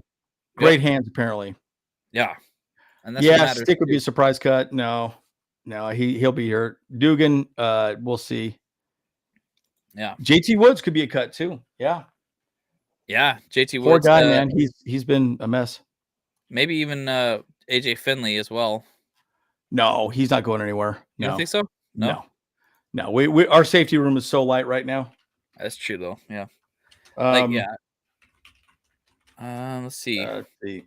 The charge. Maybe Dean Leonard or Jasir. They could probably, they might get cut. I don't know. We'll see. Because I think honestly we have 2 spots left over. We have 90 players. I think we should have 2 spots left. I do think those 2 spots could be a defensive lineman and maybe a safety. Okay. We could sign in free agency. James is hanging with the Hill people, Larry. Yeah. So bad internet up there, and they don't believe in internet up there. They tear down any 5G tower over there. Stuff like that. Yeah. And Ryan, I'm a salesman, so keep it simple, stupid is exactly the truth that I live in my sales career. Do not overcomplicate the conversation. So keep it real simple. And you're right. This offense is going to be simple, but it's going to do pretty amazing things out of a lot of the same formations, which I think is pretty cool. I think Rump could go. I just don't see him. He's a really bad edge defender. I just think a lot of things he does. It's just, again, it's going to boil down to camp. It's going to boil down to camp. Yeah. I could say even I could say Isaiah Spiller could get cut too. Could be a chance. Could be a chance. I mean, the kid's never done it, Yeah. I mean, I would really hope that doesn't happen just because it's so sad. Yeah. Right. I think Rashawn Slater might even get signed before the season starts, Kevin, just so you know. They could sign him. I could see that happen. Right. Moonshine and Meth Mountains. I like that. That's good too. Yeah. Yeah. Hakeem Dent. A lot of people talk about that. You know, I truly believe we could see some undrafted free agents make the team. Yeah. I truly believe the Chargers, especially Harbaugh, competitors welcome. Yep. Yeah. Yeah. We got this guy from Augustina. The quarterback, what's his name again? Drawing a blank on his name. Oh God, what's his name? Anyways, he's a quarterback. I don't know much about him. I need to do some more homework on him. If you know much about him, let us know. Dotson over Spiller. I like that. You know, I think Dotson makes a little more sense. Spiller, I'm curious what's going on with him, right? I just don't get it. Yeah, exactly. Thomas Harper, Hakeem Dent. Yeah, I wouldn't be surprised if we suit up 2 quarterbacks and then have one on the practice squad is usually what happens. But right now we only have 4 quarterbacks, so we'll see how that goes. Right.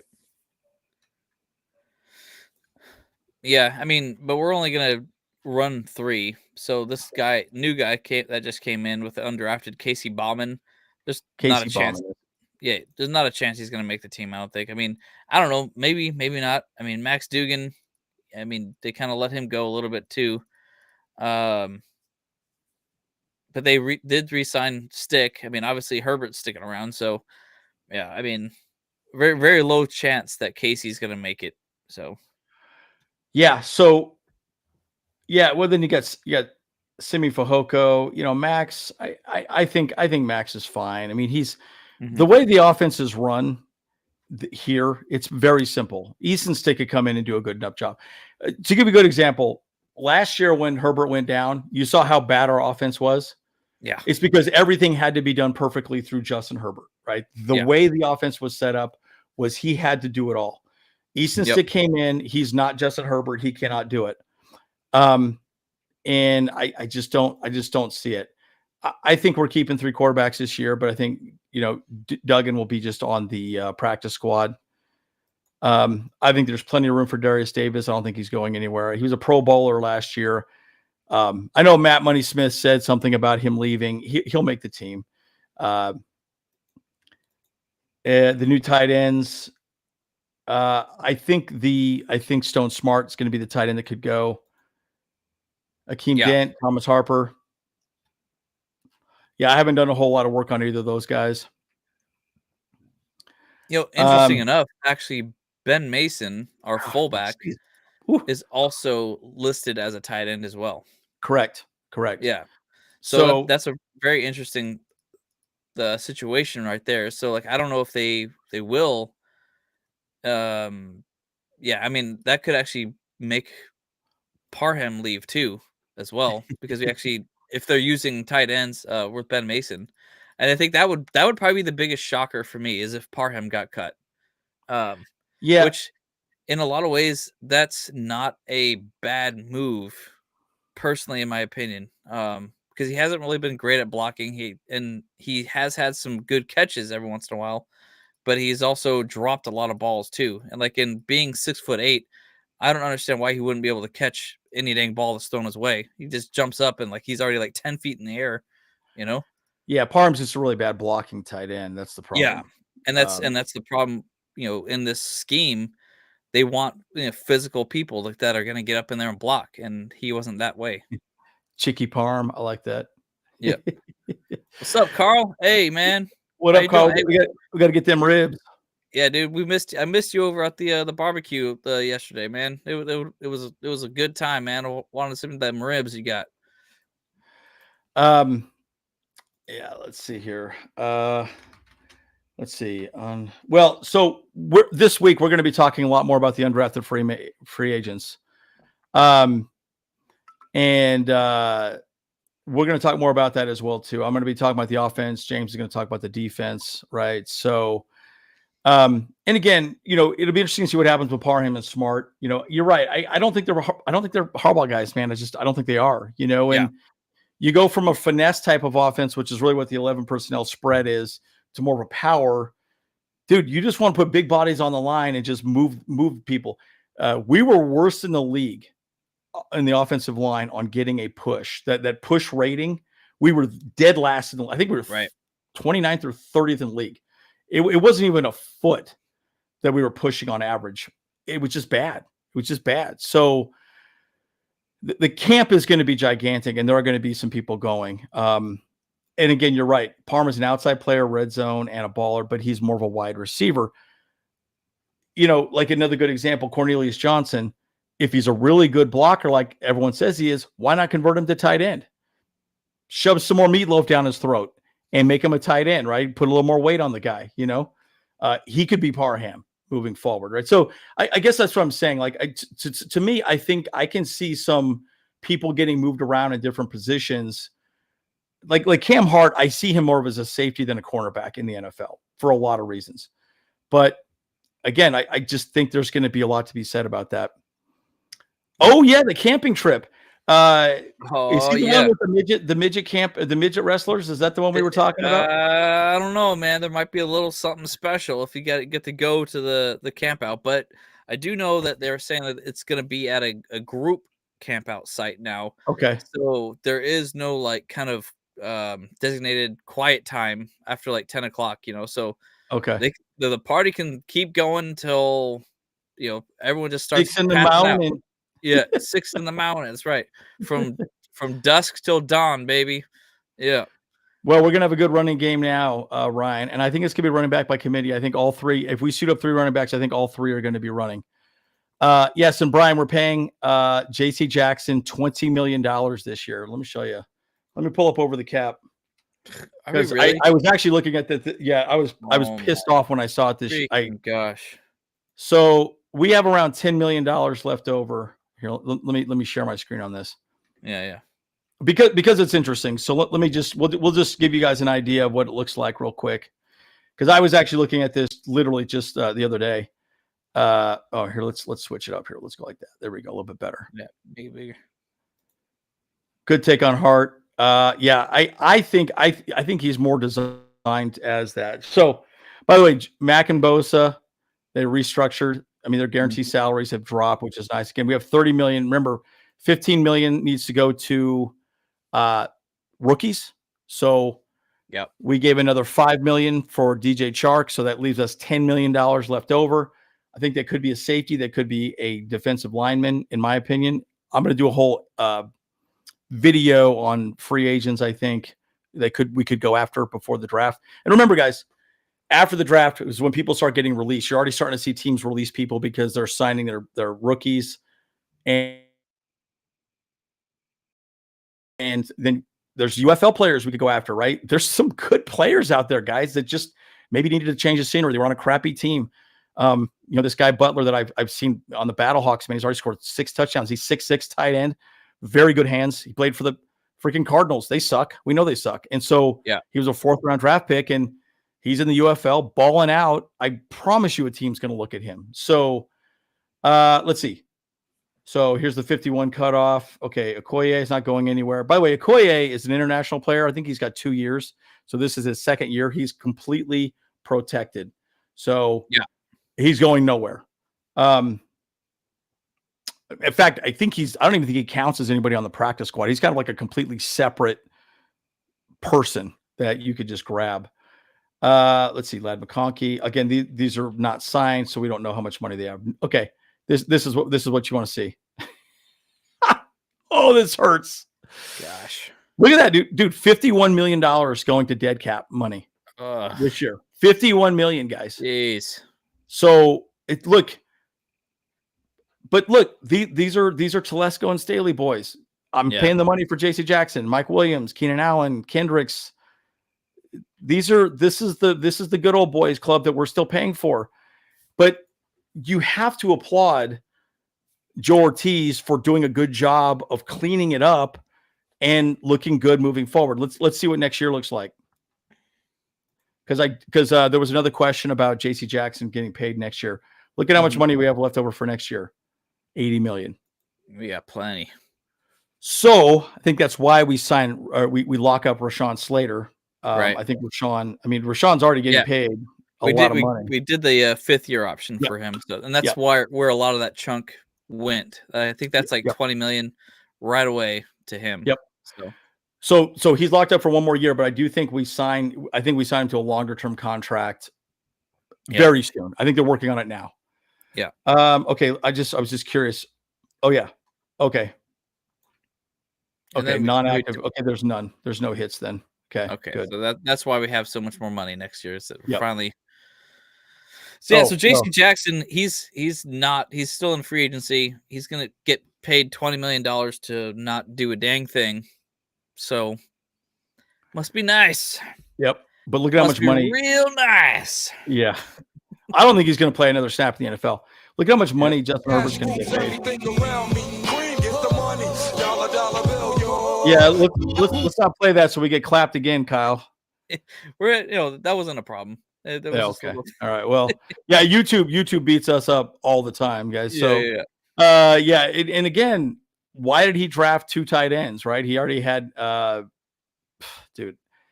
They're a bunch of morons over there, man. Anyways, and JC was such a scumbag. I wasn't a huge fan of him.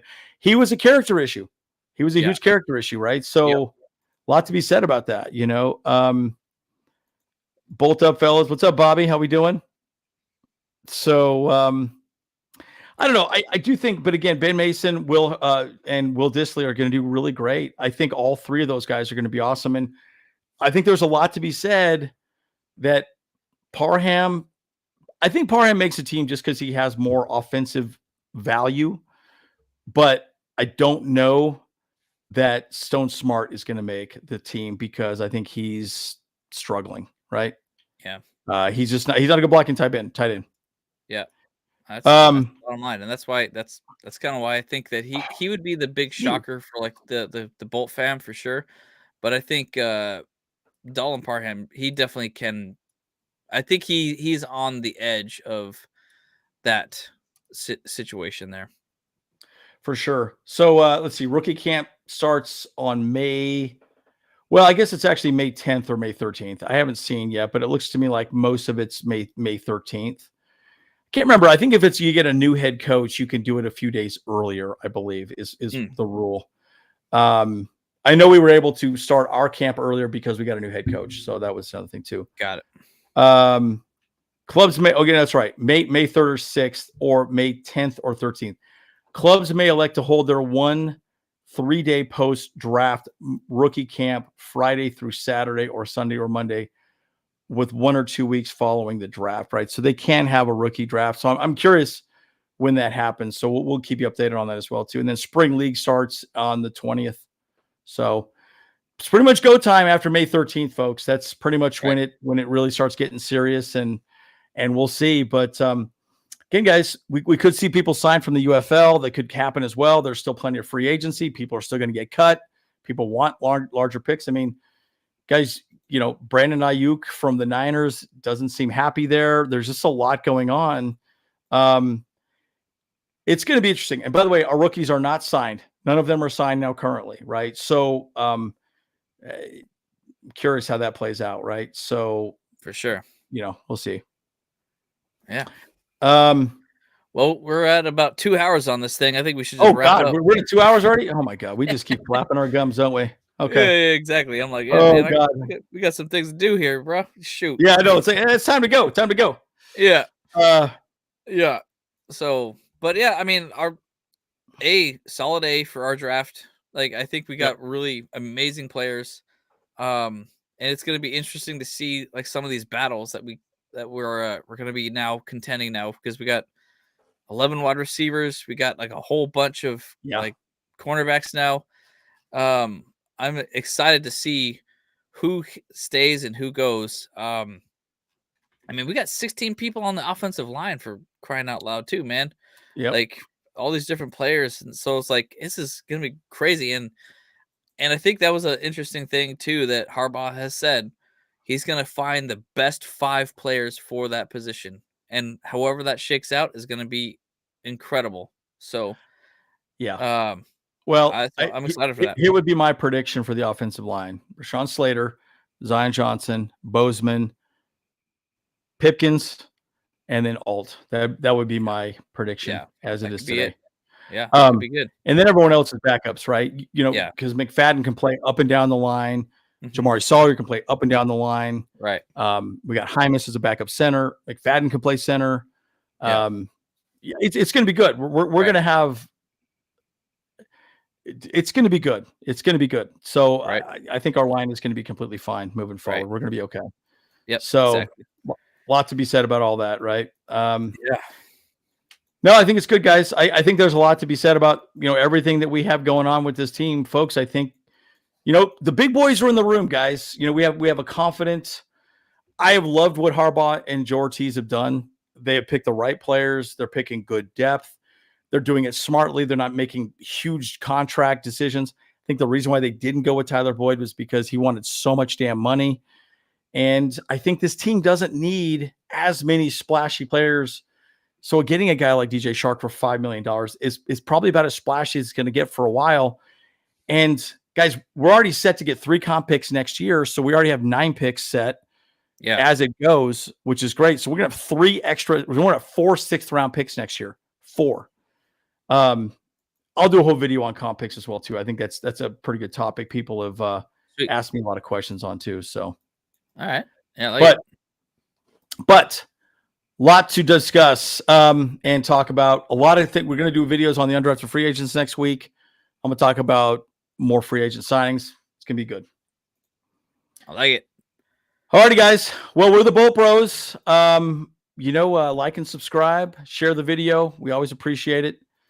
And as always, we'll see you guys in the next one. Bolt Bros. Let's go. Ooh.